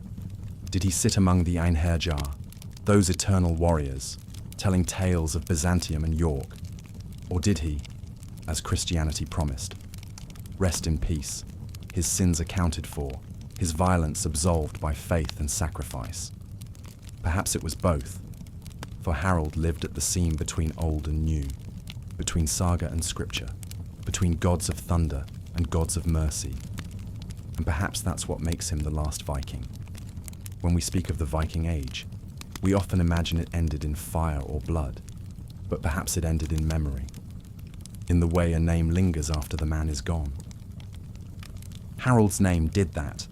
It carved itself into the cliffs of history, not as a conqueror or a king, but as the final echo of an age that dared to defy the very sea. Even after his death at Stamford Bridge, Harold's influence did not vanish. Like the wake left by a longship, his life stirred waters far beyond Norway's fjords. The sagas carried his name with reverence. Poets preserved his deeds in rhythm and rhyme. His memory became a lens, one that framed the Viking world not as brute chaos, but as a canvas of epic dreams. In Byzantium, records still spoke of the tall Norse commander who never bowed, who guarded emperors, and whose swords sang in desert winds and snowy passes. In Rus, legends lived on of the Norseman who built bridges of both stone and blood. Even among his enemies, the name Hardrida, hard ruler, echoed like a grim compliment. But more than legacy, it was transition that Harold's life marked. He was, in his own body, a crossroads, a pagan in youth, a Christian king in later life, a mercenary of emperors, yet a monarch himself, a man who plundered, but also legislated, who recited skaldic verses between battles, who brought gold into Norway, but also silence dimming the anarchic roar that had once defined the Viking world. His Norway, after all, was no longer the loose confederation of tribal lords and feuding jarls. Under Harald's iron hand, it became centralized an idea, not just a place. He minted coins, a symbol of sovereignty. He built churches, aligning faith with power. He set laws to replace vendettas. That he did all this while still carrying the soul of a raider speaks to the paradox at his heart. But paradox is the mark of an ending age.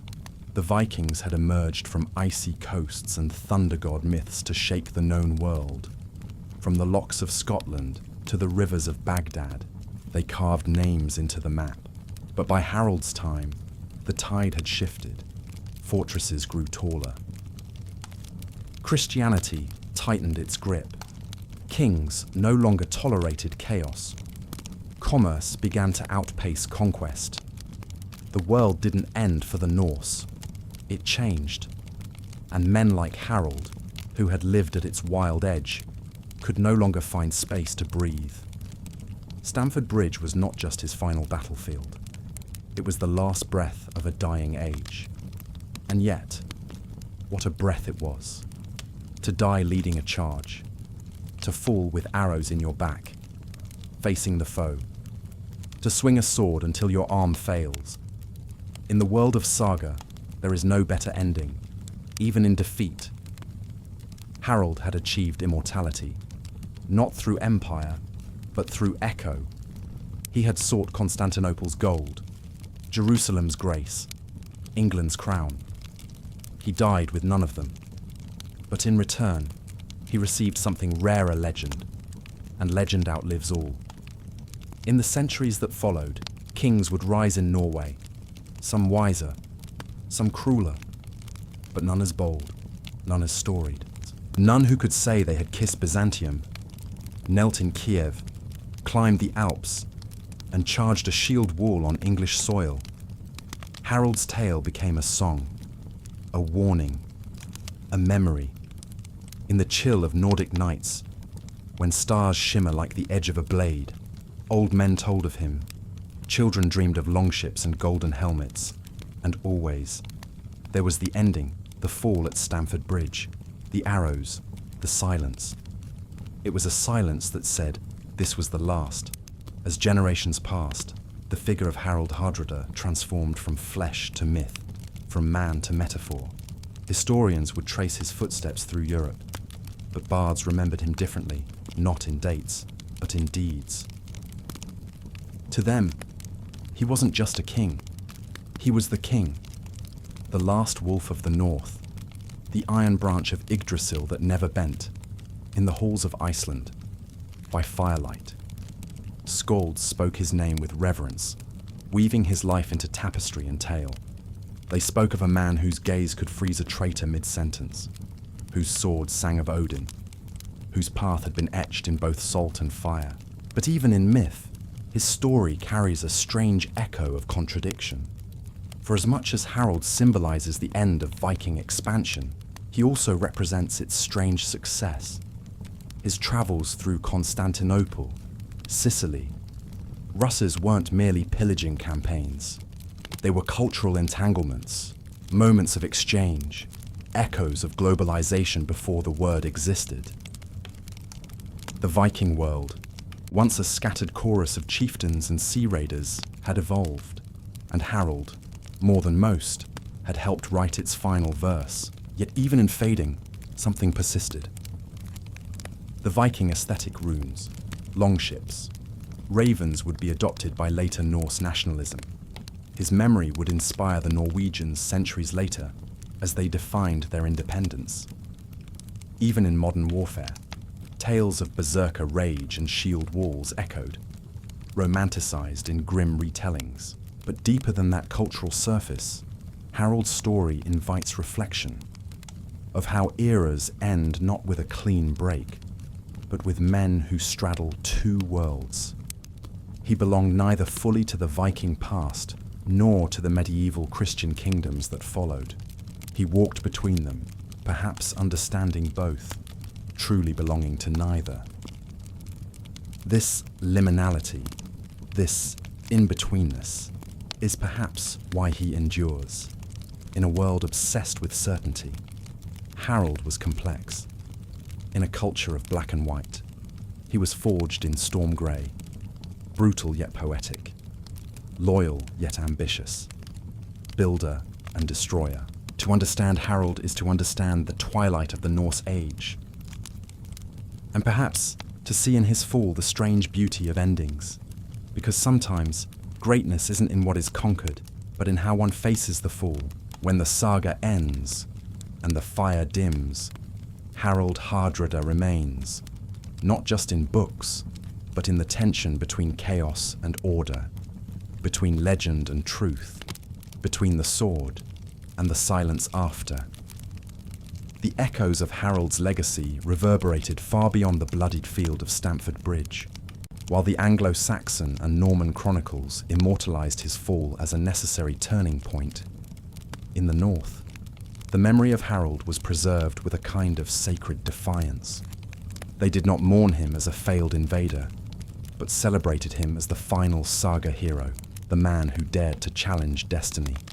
In the fjords of Norway, in the chill silence between snowfalls, old warriors would sit by the hearth and whisper of Harold's last stand.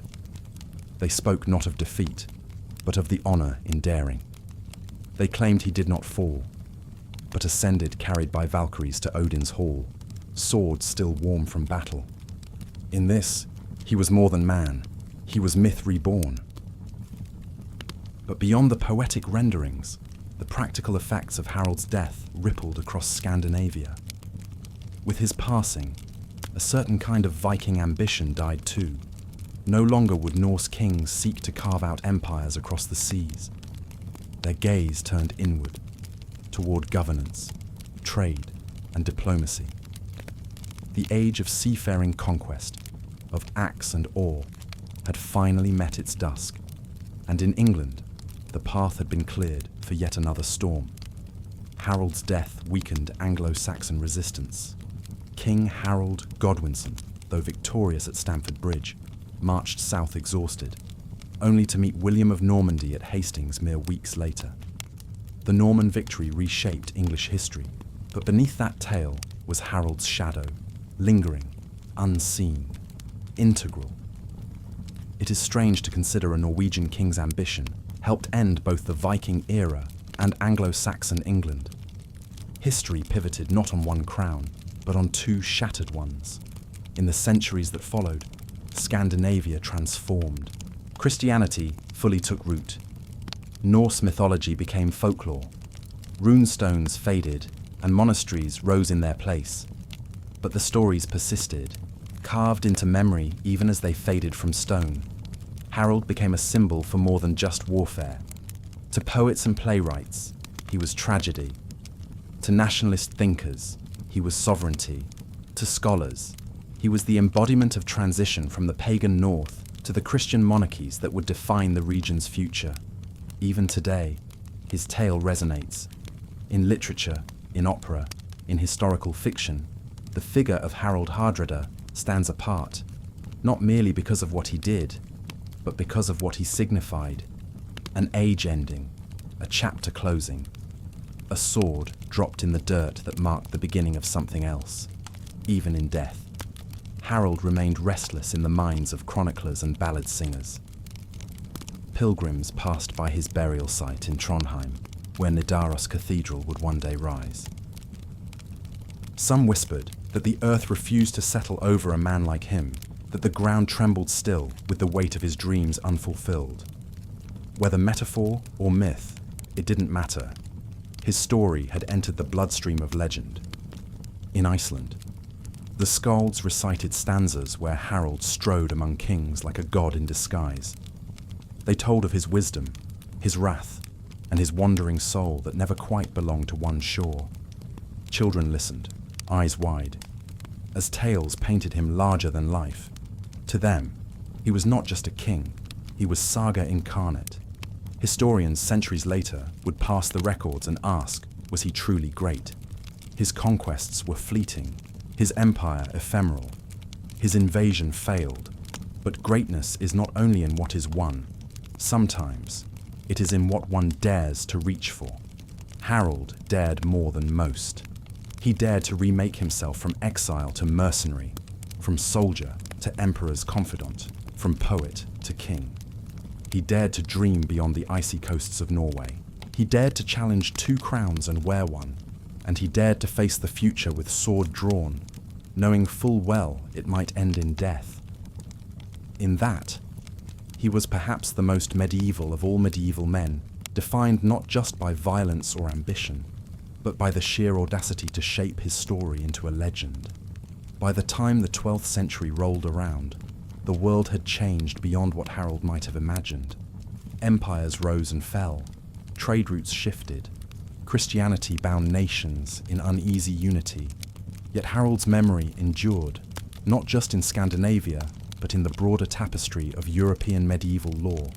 The Byzantines remembered him as the fearsome Varangian who towered above palace guards. The Rus remembered him as the foreign prince with golden gifts and iron hands. The English remembered him as the storm before the storm, the one who softened their defences before Hastings claimed them. And the Norwegians, they remembered him as their last Viking king, the man who stood at the edge of 2 worlds and roared his defiance into both. It is perhaps fitting that Harold's saga ends not with a crown, but with a crossroads. For in many ways, his life was one between eras, between empires, between legend and reality. And so, the threads of Harold's legend wove themselves deeper into the mythos of a fading Viking world. In the decades that followed his death, Norway was no longer the same. The raw, scattered chieftains who had once bent knee to Harold were increasingly ruled not by swords, but by law. Feudal systems crept in. Christianity strengthened its grip. Pagan gods were whispered about only in shadows and wood carvings. But Harold remained a bridge to that wild, wolf howling past a man shaped by Thor's hammer and Christ's cross alike. His half-brother, Saint Olaf, had baptized the realm with blood and fire. Harold continued that legacy not in martyrdom, but in ambition. His conquests weren't for faith alone, but his rule helped bind Norway more tightly to Christian Europe. He funded churches, supported bishops, but he also ensured that the blade was never too far from the altar. Chronicles from England described him as a giant of a man, fierce and cunning, and said he fought like a lion and died like a dragon. In Byzantium, his name was spoken with awe. Varangians swore oaths invoking his memory. There were whispers that even long after his death, his likeness was etched into temple walls beside saints and martyrs, a northern barbarian elevated by sheer force of will. Back in the north, skalds carried his memory from hall to hall. One tale told of a ghostly longship seen at sea during storms, its prow carved like a wolf, its sail torn but proud and at the helm. A one-eyed warrior with a golden beard, guiding the dead to Valhalla. They said it was Harold, still searching for the kingdom he never quite held. More practically, his reign had reshaped the military traditions of Scandinavia. He formalized the herd his household troops into something resembling a professional royal guard. He minted coins bearing his image, anchoring Norway's economy to broader European systems. He began to flirt with the idea of a centralized monarchy, something previously foreign to the Norse way of life. But for all his reforms, his legacy remained in blood and battle. Young warriors spoke his name before duels. Old men remembered him with reverence and fear. And in the fjords where his ships once sailed, fishermen swore the waters still knew his keel. And still, the stories did not end. In remote farms and wind-lashed villages, grandmothers whispered tales of Harold before bed. Some swore he could speak the tongues of beasts. Others believed he had been blessed or cursed by the old gods to walk paths no man should. In the Icelandic sagas that flourished in the generations after his death, his deeds were embroidered further, a man who had seen both heaven and hell and returned to tell the tale. In a way, they weren't wrong. Harold's journey from a wounded boy in Stiklestad to the walls of Constantinople, to the throne of Norway, and finally to his death beneath English arrows wasn't just a hero's path. It was the story of an entire age dying and another being born. The Viking world explorers, raiders, wanderers was being replaced.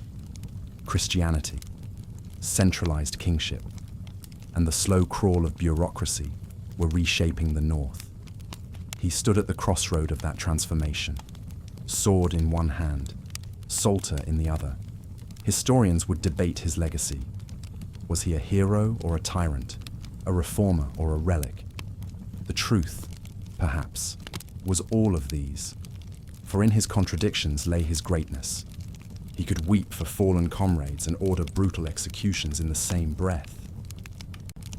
He could quote Latin scripture and compose skaldic poetry about broken shields. He ruled with the mind of a tactician and the heart of a saga. And perhaps most importantly, he made people remember. Long after his bones crumbled beneath English soil, long after his banners rotted and his bloodlines faded, people still told stories of the Thunder King, the one who lived 100 lives in one, who died reaching for a crown not of gold, but of glory. And somewhere, they say, when the wind is right and the sea is still, you can hear his voice, deep, calm, commanding, calling across the fjords. A king's voice, a Viking's farewell. But even in the dimming light of his twilight years, Harold was not content to rest. The fire that had driven him from exile to empire still burned. With age came not caution, but urgency, a sense that the time to leave his final mark was short. He turned his gaze west, to England, not just a kingdom, but a stage of fate. For there, he believed, lay his rightful inheritance. The death of Edward the Confessor in 1066 had unleashed a storm of claims and counterclaims. Harold Godwinson had seized the crown, but Harold of Norway, by virtue of old treaties and Viking logic, believed it should be his. And so, once more, the old warrior gathered his forces. It was not a reckless venture. Harold's army was vast and seasoned, bolstered by years of raids and royal levies. Alongside him marched Tostig Godwinson, Harold's own exiled brother, bitter, cunning, and eager for revenge. They sailed across the North Sea with the wind of destiny at their backs. At first, their campaign was swift. They landed in the north of England, captured Scarborough, then advanced inland. The city of York was taken. Victory seemed inevitable. The English were caught off guard. Harold Godwinson, miles away in the south, was preparing for a Norman invasion. The north lay vulnerable. At Stamford Bridge, on September 25th, 1066, fate arrived. Harold's army, basking in confidence, was surprised by the rapid march of Harold Godwinson's forces. What followed was one of the fiercest and bloodiest battles of the era. The sun rose on warriors clad in linen and steel, axes raised, hearts resolute. Harold stood tall, a giant of a man, commanding, regal, unflinching. But the gods of war had turned. He fought like the legends said he would, boldly, defiantly, magnificently. He was struck down by an arrow to the throat. No armor can guard against fate. And with him, something greater fell the last Viking king, the final echo of a mythic age. The fields of Stamford Bridge were soaked in blood. The mighty army Harold had brought from Norway was broken. Thousands of his men lay dead. Tostig, Harold's ally and betrayer of his own brother, was also slain. The survivors, few and battered, limped back to their ships. Of the hundreds of vessels that had brought the Norwegians across the sea, barely 24 returned home. Harold's death marked not just the end of his claim to England, it signaled the twilight of the Viking era itself. The age of sea kings and thunderous raids, of Norse gods and dragon-proud ships, was closing. A new Europe was dawning, one of feudal lords, fortified castles, and centralized crowns. But legends do not die so easily. In Norway, tales of Harald lived on, not as a man of flesh and flaws, but as a mythic figure, one who had wrestled empires, sung in exile, fought emperors, and died in glory. Skalds sang of him for generations. In the sagas, he became larger than life, the lover of empresses, the scourge of Sicily, the hero of Byzantium, the last of the true sea kings. He became, in many ways, what he had always chased, a name beyond death. And England. It would fall again just weeks later when William the Conqueror landed on its shores. Had Harold not drawn Harold Godwinson north, perhaps Hastings would have ended differently. In that sense, Harold's legacy lingers in the margins of history books, an unseen hand shifting the course of fate. The North remembered him in songs, in stone, and in the cold wind that blows off the fjords each autumn, whispering of kings who dared to grasp too much, and of the sea, always hungry, always calling. Centuries later, historians and poets alike would debate the man and the myth. Was Harold a reckless adventurer, driven more by ego than vision? Or was he a tragic figure shaped by a world of swords and oaths? Doomed to die in pursuit of a dream he never fully owned. He was both. A man who lived in extremes, in love and in war, in poetry and in blood. His name survives in more than chronicles. Streets in Norway bear his name. Statues raise his likeness. In Icelandic sagas, his deeds fill pages. Even Shakespeare alluded to his story in the background of political upheaval. But beyond the monuments and ink, Harold's legacy is etched in what he represented: the bridge between two ages, the ferocity of the Viking past and the order of the medieval future. He stood with one foot in the world of Odin and Thor, and the other in the shadow of Christendom and kingdoms. In the East, his name faded more quietly. In Constantinople, the Varangian Guard became legend, but few knew it had once been led by a Norse prince who wrote verse and broke cities. Time smoothed over the scars, the victories, the sorrows. But history remembers. Harald Hardrada, the hard ruler, the restless soul, a king who carried exile in his heart and conquest in his hands. A man who tried to claim the world and gave his life on a muddy English field in doing so. And in the end, perhaps that's what he wanted most. Not just a crown, but a place in the story, forever. Harald Hardrada's death on the battlefield at Stamford Bridge in 1066 did not merely mark the end of a single campaign, it marked the end of an era.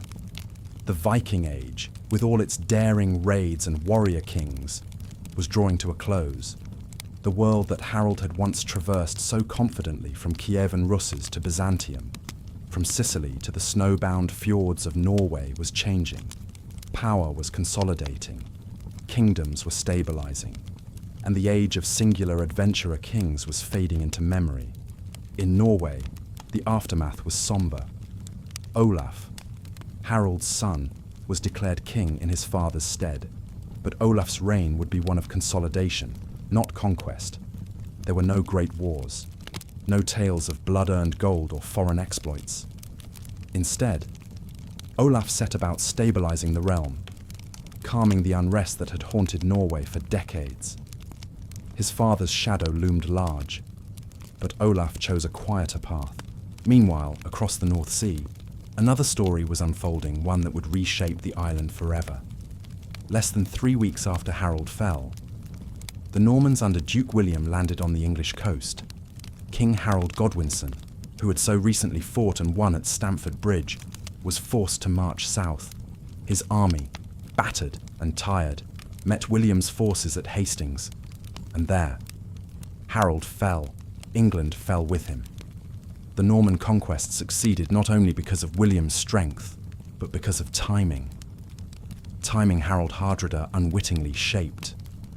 Had Harold Godwinson not fought at Stamford Bridge, Had he not exhausted his best men in the north, perhaps Hastings would have turned out differently. Perhaps England's throne would not have passed to Normandy. Perhaps the language, law, and culture of the British Isles would have followed a different course. In that way, Harold's campaign, though a failure, had enduring consequences. Back in Constantinople, the Varangian Guard continued to serve loyally. Their axes remained sharp, their oaths fierce, but no commander among them would again rival Harold's fame. The Guard's golden age dimmed slowly. The Byzantine Empire itself was beginning to strain under internal corruption and external threats. The dream of a united Christian empire in the East would falter in the centuries to come, and the last echoes of Norse warriors on the Bosphorus would fade with it. In the broader Norse world, change was inevitable. Christianity was no longer a fringe belief. It was the state religion. The old gods, once worshipped on mountain altars and forest groves, had been driven underground. Odin still lived in stories, but not in temples. Thor's hammer might hang from a neck, but only as a memory. Trade replaced raiding. Settlements turned permanent, and the children of Vikings became kings, farmers, and merchants. Harold's story, once told in fireside sagas, was slowly transformed. Poets softened his edges. Chroniclers placed him among the greats. The image of the blood-drenched warlord gave way to the vision of a heroic monarch, a man misunderstood by his time, but venerated by history. Yet the truth is more complex. Harold was a contradiction, ruthless and poetic, devout and violent, loyal and vengeful. His decisions led men to glory and to ruin. He inspired love and fear in equal measure. And in the end, he died not because he was weak, but because he believed too strongly in his right to rule. He believed he could take England, as he had taken so many cities before. He believed the gods or God would favor him. He believed history would remember him. And it has. Across Scandinavia, he is still sung of. In Iceland, his verses are studied. In England, his name appears in the margins of the greatest turning point in the nation's story. In Byzantium's dusty records, his service is acknowledged, and among military historians, his campaigns are analysed as both brilliance and folly. The sword he bore may have broken, but the legend never did. Because in the end, Harald Hardrada was not just the last Viking. He was the first of something else, the first to bridge the old world and the new, the first to die at the crossroads of empires, the last of the sagas, and the first of the chronicles. In the bloodied field outside York, a chapter closed, but the story it belonged to was far from over. As the fires of Stamford Bridge dimmed, so too did the Viking world from which Harald Hardrada had sprung. His death wasn't merely the fall of a king, it was the final breath of an age defined by longships, raids, and sagas whispered around hearths. Harold's ambition had been vast, but his death marked the end of the pan-Nordic dreams that had once united disparate Scandinavian tribes under fierce rulers. Norway, no longer the launching point for imperial dreams, turned inward. Its future would be shaped not by conquest abroad, but by survival among neighbours and growing influence from the south. Back in England, the brief pause following Stamford Bridge gave Harold Godwinson no time to grieve or fortify. Just 3 weeks later, he would march south to Hastings to face William of Normandy, a final confrontation that would not just alter England, but define the next millennium of European power. Ironically, while Harald Hardrada's dreams perished on an English battlefield, his legacy found strange continuation. The tactics of mobile infantry, the use of mercenaries, and the myth of the righteous conqueror would ripple through history. Even William the Conqueror owed something to the Norse ethos his ancestry traced back to Viking settlers in Normandy. And in the sagas, Harold lived on. Not merely as a king, but as a symbol of daring, of tragedy, of the impossible tension between warrior and ruler, exile and emperor. His story was not one of mere defeat, but of transition, from the sword to the scepter, from the axe to the parchment, from myth to memory. As the Middle Ages marched forward, Europe hardened its borders and wrote its laws. Cathedrals replaced longhouses. Knights rode where berserkers once ran. The sound of Latin hymns rose where Norse chants once echoed. Yet, now and then, a gale would rise over the fjords, and voices in the north would still tell the tale of a warrior who dared to be a king, and a king who could never quite leave the battlefield behind. Thus closed the saga of Harald Hardrada, last of the Viking kings, first in legend, eternal. But endings in history are rarely absolute. Though Harald fell and the Viking age waned, its influences echoed across Europe and beyond. Norse navigation had touched North America before Columbus.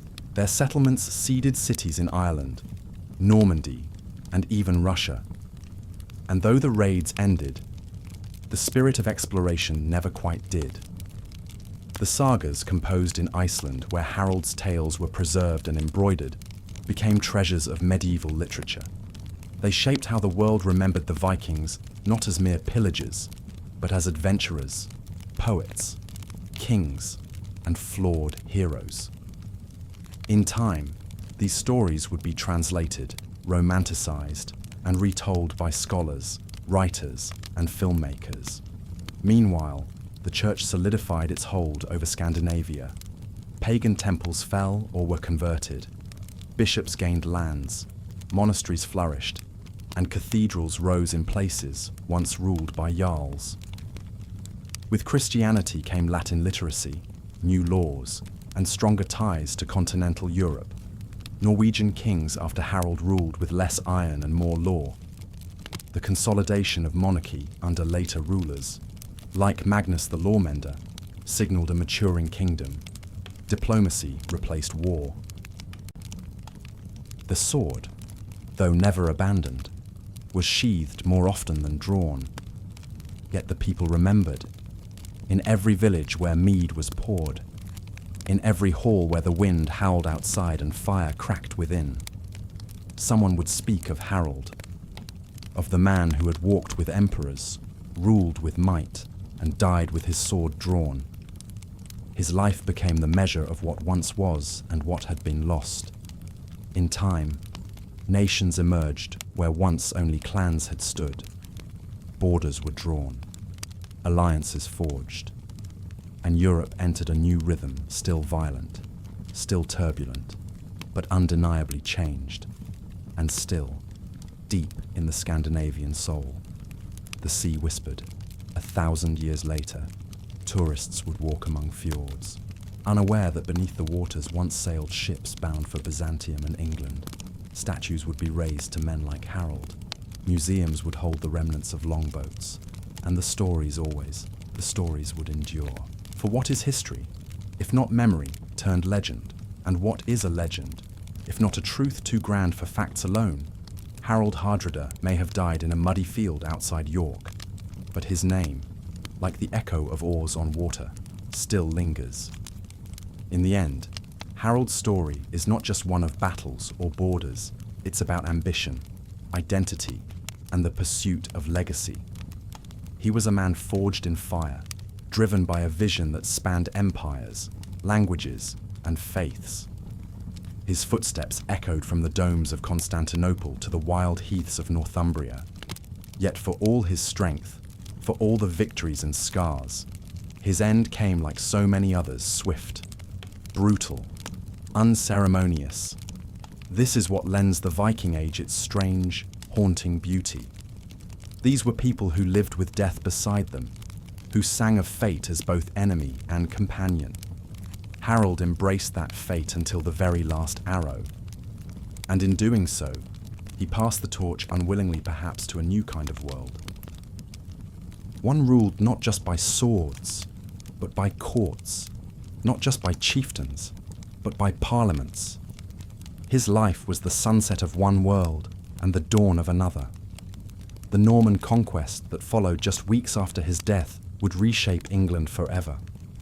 But without Harold's invasion, without the weakening of Anglo-Saxon defences, William's victory at Hastings might have been impossible. In that sense, Harold's hand lay on that battlefield too, even in absence. The irony William of Normandy was descended from Vikings. The blood of Rollo ran in his veins. And so, even as Harold Hardrada died, the Norse legacy found other ways to endure, migrating, transforming, but never vanishing. Today, we tell his story not as a warning or a hymn, but as a mirror, a reminder that greatness often comes wrapped in contradiction, that power does not promise permanence, that even the hardest ruler must one day rest, and still, when the northern wind howls, when longboats sail through dreams, when old runes are read by firelight, Harold's name rises, not because he was flawless, but because he was unforgettable. Centuries later, historians would argue whether Harold Hardrada truly deserved the title the Last Viking. Some point to later Norse warriors, to Icelandic sagas that extended the legacy well beyond 1066. But there is something symbolic in his fall, his life encompassing everything the Viking spirit had become by the 11th century: adventurous, expansive, uncompromising. He was not a raider of isolated monasteries. He was a soldier of empires, a king fluent in foreign courts and brutal diplomacy, a warrior who prayed in Orthodox churches and feasted in long halls lit with pagan tales. That convergence of old and new, of Norse fury and continental ambition, made him something singular. What came after Harold was not a total silence, but a steady fading. The Viking raids diminished. The longships were fewer, kings adopted Christianity, parliaments grew more assertive, and trade began to replace conquest. In Scandinavia, oral traditions slowly turned to written records. Sagas flourished memories cast in prose, preserving not just deeds, but feelings, the anger, the awe, the yearning of a people who once thought the edge of the world was simply the beginning of another tale. And Harold. He lived on in those sagas not just as a king or warrior, but as a symbol of courage unrestrained, of ambition unchecked, of the cost of greatness. Some tales exaggerate him, casting him as a near-mythic force of nature. Others show glimpses of doubt, of reflection, a man not just shaped by the age, but by his own desire to outpace it. His death did not end the Viking Age overnight, but it closed a chapter, and what a chapter it was. If you stand on the cliffs of Stamford Bridge today, you won't find ruins or statues, but the wind carries stories. The grass grows where steel once clashed, and sometimes, just sometimes, the river glints like it remembers, because history doesn't end, it echoes. And Harold Hardrada, Stormborn, exile, emperor's guard, king, and fallen invader remains part of that echo. But even as echoes of swords on shields faded, even as the banners of Viking kings were lowered for the last time, the story was far from finished. For what the Viking Age began the exploration, the commerce, the cultural exchange it continued, in quieter, subtler ways. In Iceland, poets began to record the sagas in writing. These were not simply myths or bedtime stories, they were ancestral memory, political commentary, and religious reconciliation all in one. In these verses, Harold was not just a warrior, he was a figure of fate, driven by honor and undone by it. These texts, written with careful rhythm and ancient pride, would outlive kingdoms. In England, the victory of Harold Godwinson at Stamford Bridge seemed to herald strength. Yet only weeks later, another Harold would fall, this time to William of Normandy at the Battle of Hastings, and thus, England would not be ruled by a Saxon or a Norseman, but by a French-speaking descendant of Vikings. The irony is as sharp as any blade. Scandinavia, meanwhile, began to turn inward. Norway, Denmark, and Sweden started their slow transformation into Christian monarchies, their eyes no longer fixed solely on conquest, but on administration, church building, and internal strife. The longboats were not burned, they were simply outgrown. And across Europe, the tales of Vikings began to shift. Once demons in the eyes of monks, they became curiosities, and later, legends. Their brutality was not forgotten, but it was tempered by awe. Who else had sailed so far? Who else had dared so much? Who else had stood at Constantinople's gates and carved runes into its marble? Harald Hardrada remained at the centre of that memory. His defeat at Stamford Bridge marked a hinge in history, not just the end of one kind of warfare, but the beginning of a new European identity. Feudalism hardened, monarchies centralised, religion tightened its grip. Yet in dark halls, around firelit hearths, the old songs were still sung, and so, as the medieval world marched toward crusades, universities, and cathedrals, it carried with it the spectre of the north rode in from the mist, clad in fur and iron, bearing names like Ragnar, Leif, and Harold, not ghosts, but roots that still run beneath the stones of modern Europe, from the fjords of Norway to the steppes of Russ. The Viking echo persisted not in raids and fires, but in language, in law, in bloodlines. In Dublin's narrow alleys, Norse words still clung to the local tongue. In Normandy, Viking names ruled French courts. In Russia, legends spoke of Rurik, the Norseman who founded a dynasty. In Constantinople, the Varangian Guard remained, at least for a while longer, its warriors towering, foreign, fiercely loyal. Their legacy was carved not only in Byzantine marble, but in the very idea of what a foreign soldier could become: protector, avenger, symbol. The transformation of these Norsemen into settlers, mercenaries, kings, and chroniclers revealed more than a shift in tactics, it revealed adaptability. They did not vanish. They merged. They taught. They governed. And yet, in the folk memory of Europe, they remained frozen in time helmets not horned, axes raised, ships splitting grey waves. That memory served many purposes: a cautionary tale, a romantic ideal, a foundation myth. Historians of the 21st century revisit their saga not only to understand the past, but to confront it, to see the humanity behind the caricature, the grief behind the glory, the contradictions of a culture that prized both blood feud and hospitality, poetry and piracy. Today, we still name our children after them. We wear their symbols. We dramatize their lives, sometimes with truth, often with embellishment. But beneath it all lies a real people, resilient, complex, and never quite tamed. So when we speak of the last Viking age, of the fall of men like Harald Hardrada, we are not only recounting an end, we are marking a transition from raid to realm, from sword to scroll, and somewhere in the northern sky, where the aurora dances above dark waters, perhaps the old gods still listen, for the stories, after all, are still told, and the sea has never stopped calling. The Norse influence had not merely subsided, it had been absorbed. Across the Isles of Britain, the coastlines of France, and the river networks of Eastern Europe, their presence left enduring marks. Legal systems, place names, agricultural techniques, and shipbuilding knowledge persisted long after the last longship had been docked. Even Christianity, the once foreign and resisted faith, had transformed under their touch.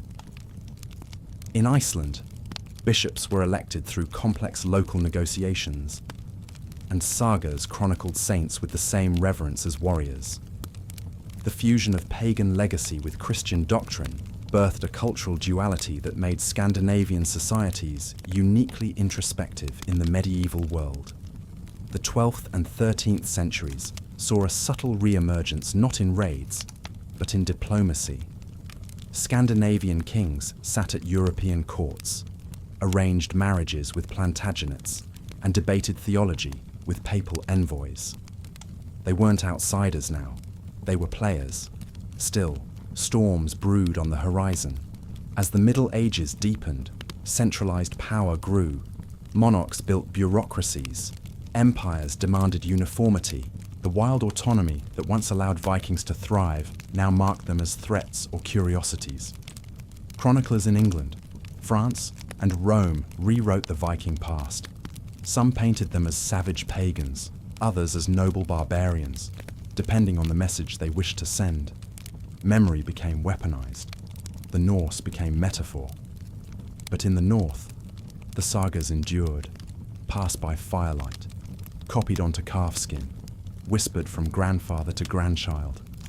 They told not only of conquest, but of weathering hardship, navigating politics, loving, losing, and seeking vengeance. And then, as Europe marched toward the Renaissance, the Norse faded not in failure, but in synthesis. They were no longer raiders. They were the ancestors. And Europe, for better or worse, bore their fingerprints. In the fjords of Norway, on the coasts of Iceland, and deep within the forests of Sweden, the memory of the old days remained vivid, not just as myth, but as identity. Carvings on church doorways still bore dragon motifs. Legal assemblies like the Icelandic Althing traced their structure to Viking gatherings. Poetry, law, and ritual coexisted in a uniquely Nordic tapestry. Meanwhile, the world beyond the north shifted. In the south, crusades continued. The Holy Roman Empire splintered and reshaped itself, and cities like Florence and Paris grew into hubs of art and thought.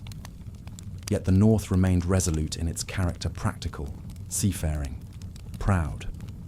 One of the final great ripples of the Norse legacy came not by sword, but by story. Snorri Sturluson, Icelandic historian, poet, and politician, compiled the Prose Edda in the 13th century, a work that preserved ancient Norse myths at a time when Europe was rapidly forgetting its pre-Christian past. Thanks to him and others like him, tales of Odin, Thor, and Ragnarok survived not just as folklore, but as foundational lore. Their importance cannot be overstated. These myths, revived centuries later by romantic writers and nationalist thinkers, would inspire everything from Wagnerian opera to modern fantasy literature. The Viking, long caricatured, was reimagined as hero, explorer, and dreamer. The Norse also helped shape modern concepts of law and governance, the idea of land ownership, of regional assemblies, of consensus through council rooted in early Scandinavian customs, would influence constitutional models far beyond their time. In Iceland especially, democratic principles endured in some form long before they reappeared on continental stages. As Europe moved toward the modern age, the Norse legacy became less a historical footnote and more a touchstone. A culture once feared and maligned was now studied, emulated, and romanticized. And though the age of the Viking had long passed, their influence sailed on in language, in lore, in legend. Their gods no longer ruled the skies, but their stories. Their stories ruled the imagination. Centuries passed, and yet the bones of old settlements still whispered the lives that once pulsed there. In Greenland, remnants of Norse farms lay buried under moss and frost. In the Shetlands and Orkneys, place names clung to their Scandinavian roots. In the British Isles, the Danelaw's imprint could still be seen in dialect, in lore, in stubborn cultural echoes. But perhaps most profoundly, the Norse spirit lingered in the West's collective hunger for exploration. The same wind that had carried Leif Erikson to Vinland would centuries later fill the sails of ships bound for the New World, Columbus, Cabot, and others owed part of their legacy to the maritime daring of Norse forebears who'd long ago dared the deep. Yet the transition wasn't merely one of memory, it was also physical. Descendants of Norse settlers in Scotland and Ireland merged with Celtic populations. Bloodlines tangled, cultures fused, new identities formed. What had once been Northmen became Highlanders, Normans, or simply forgotten. And still, the sagas lived on, not just in parchment, but in practice, in oral storytelling passed down by grandmothers beside winter fires, in the carving of runes on hidden stones, in the quiet reverence of fjords where the old gods were once worshipped, and where echoes still seem to linger between water and sky. With the coming of the Enlightenment and modernity, scholars turned to these ancient texts with fresh eyes. They dissected, translated, analyzed, but something ineffable remained, something beyond analysis. A worldview shaped by long winters, by endless seas, by the understanding that fate and will were always intertwined. And for those willing to listen, the North still sings. Its voice is hoarse with salt and storm, but its song is eternal. Even today, the influence of Norse expansion endures in unexpected places. In language, where English bears the fingerprints of Old Norse vocabulary. In law, where traces of the Thing system, the early Norse assembly, influence democratic practices. In literature, where the stark clarity of saga prose has shaped narrative traditions. And in culture, where Viking imagery, often distorted but enduring, continues to capture imaginations around the world. What began as raids by unknown warriors in longships evolved into something deeper, a cultural encounter, a reshaping, a fusion. The Norse were not merely destroyers, they were settlers, builders, dreamers. They embraced the lands they once struck in fear and made them their own. In Iceland, their descendants composed poetry to rival the ancients. In Normandy, they built a duchy that would conquer England. In Kiev, they laid the foundations of a future empire. Even in death, they left behind grave goods, ship burials, and echoes in the earth itself. Their legacy is one of contrast, of ice and fire, of steel and song. We cannot understand medieval Europe without them, nor can we dismiss their legacy as mere myth. To study the Norse is not to glorify violence or conquest. It is to witness the raw edges of history, the meeting of faiths, the shifting of borders, the forging of new paths. And in the end, they remind us that even in the darkest fjords, a fire can burn, that from the edge of the known world, one can sail into legend. This is how the North endures not in domination, but in memory, through stone, through story, through time. The twilight of the Viking Age was not a single moment, but a slow dimming of flame. As the 11th century drew to a close, the longships sailed less frequently. Not because the Norse had vanished, but because they had changed. Kings replaced jarls, cathedrals replaced temples, Latin replaced runes, and yet, beneath the Christian veneer, something ancient endured. In Iceland, the Althing still met. In rural Sweden, burial cairns still dotted the hills. In Norway, families still traced their lineage back to Odin, not always in belief, but in pride. The Norse gods did not disappear overnight. They became metaphors, memories, monsters in the sagas. Thor no longer swung Mjolnir in worship, but in whispered tales. Loki's mischief lived on in riddles and folk songs. Meanwhile, the world they had once terrorized began to forget its fear. Normandy became French. England became feudal. The Kievan Rus embraced orthodoxy and drifted from their Norse origins. But the myths never truly died. In the 13th century, long after the last raids, Snorri Sturluson gathered the stories of gods and heroes into the prose Edda.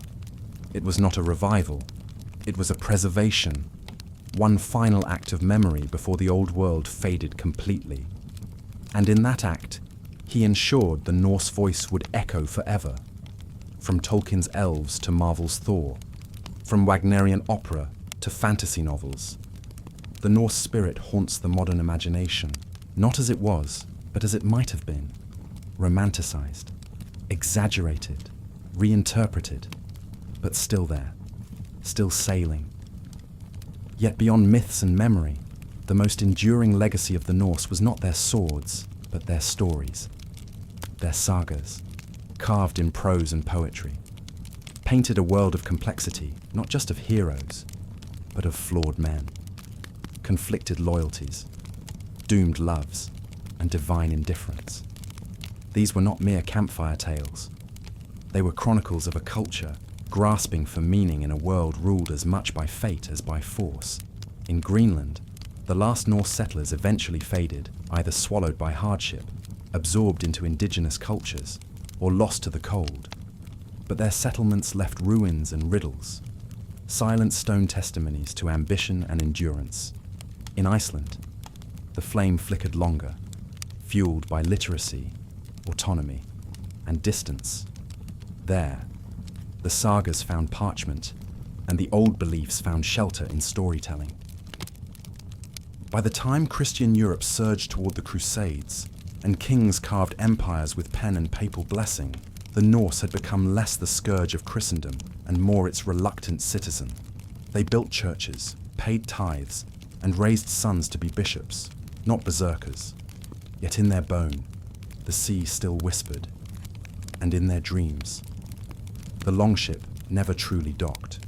From peasant hearth to royal court, echoes of the Viking Age remained.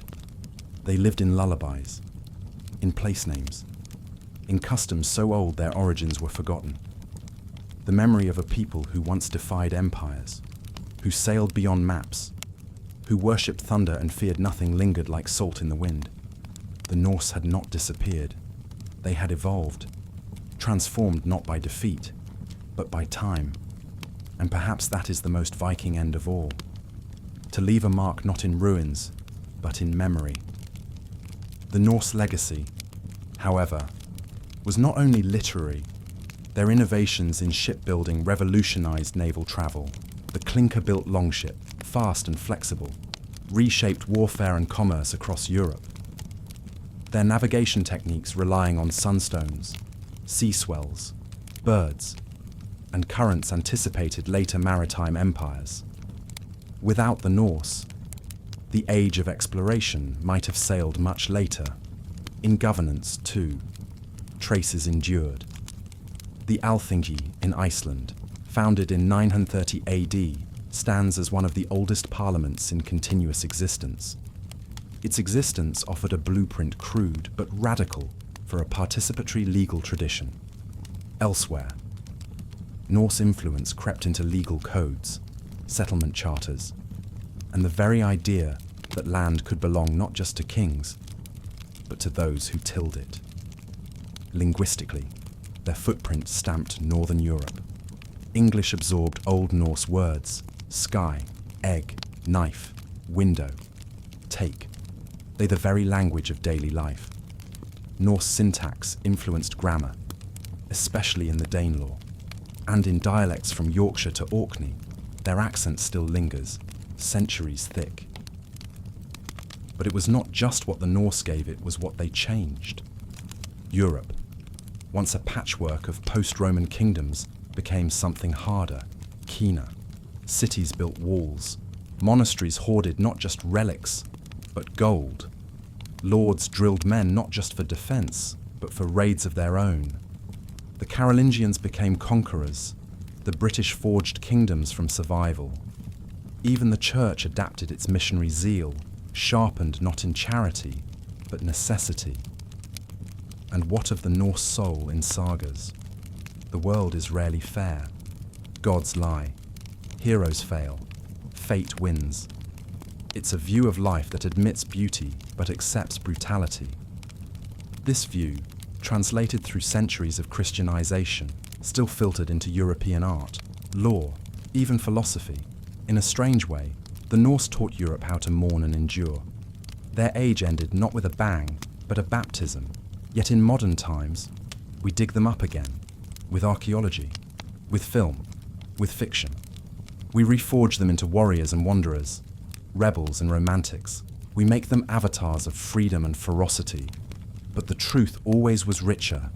They were not merely raiders, they were survivors. As the Norse world softened into memory, its people transformed from raiders to rulers, from outlaws to citizens. The same hands that once wielded axes now guided pens, hammers, and laws. Icelandic skalds became chroniclers of Christian kings. Norwegian princes married into European dynasties. Danish merchants brokered goods instead of war. Christianity, once the foreign creed of southern bishops, became their own. Churches rose where temples had stood. Crosses replaced hammers. But the old stories didn't vanish. They whispered beneath the new liturgy, shaped the saints they venerated, coloured the way they saw fate and God. The fusion was not erasure, it was evolution. Meanwhile, in England, the impact of Norse settlement endured. Towns ending in by, Thorpe, or Toft traced the Danelaw's shadow. Legal concepts, such as the jury system and certain forms of collective responsibility, bore marks of Scandinavian custom. The cultural synthesis there was deeper than mere conquest. It was cohabitation, further afield. The Norse legacy took stranger paths. The Russes' descendants of Swedish traders founded principalities that would become the backbone of medieval Russia. The Varangian Guard, elite Norse warriors, served the Byzantine emperors in Constantinople, carving Norse runes into the marble of Hagia Sophia. In the North Atlantic, Iceland and Greenland clung to Norse identity even as the world changed. Icelandic literature flourished, producing sagas that rival any classical epic in scale and soul. In Greenland, the Norse survived for centuries, diminishing, enduring, fading slowly into the ice. Back in Scandinavia, the Viking Age passed into myth. Monarchies consolidated power.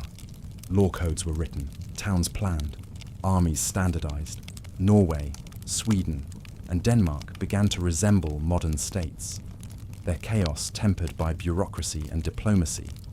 Yet the Norse remained fascinated by the edge, by the sea, by what lay beyond. Their descendants would become sailors, explorers, colonizers of a different kind. From Newfoundland to New Zealand, from polar ice to equatorial heat, they would carry a legacy not of pillage, but of restless seeking. And perhaps that is the truest mark of their spirit. They were people who saw land as a beginning, not a boundary, who saw the unknown as invitation, not intimidation, who sang of gods who could die, and of men who could rise. Their ships may have rotted, their axes rusted, their kings forgotten. But the Norse did not vanish. They evolved, they endure.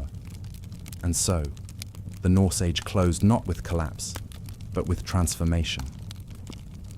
From the fjords of Norway to the steppes of Kievan Rus, the imprint of the Viking spirit lingered not in the clash of steel, but in the steady pulse of civilization that followed. Their legacy is not only carved in runestones or preserved in saga vellum, it breathes in the bones of cities they touched, the laws they shaped, the myths we still tell. They were raiders, yes, but also traders, settlers, lawmakers, storytellers.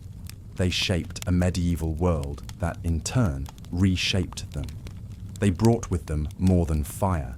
They carried ideas, strength, and a strange reverence for both fate and freedom. In the modern age, we remember them not only because of what they destroyed, but because of what they helped build. The Norse weren't simply a moment of fury, they were a force of change. And in the echoes of their ships on the tides of time, we still hear it, the call to explore, to endure, to evolve. This was the Norse world, not just a time, a transformation.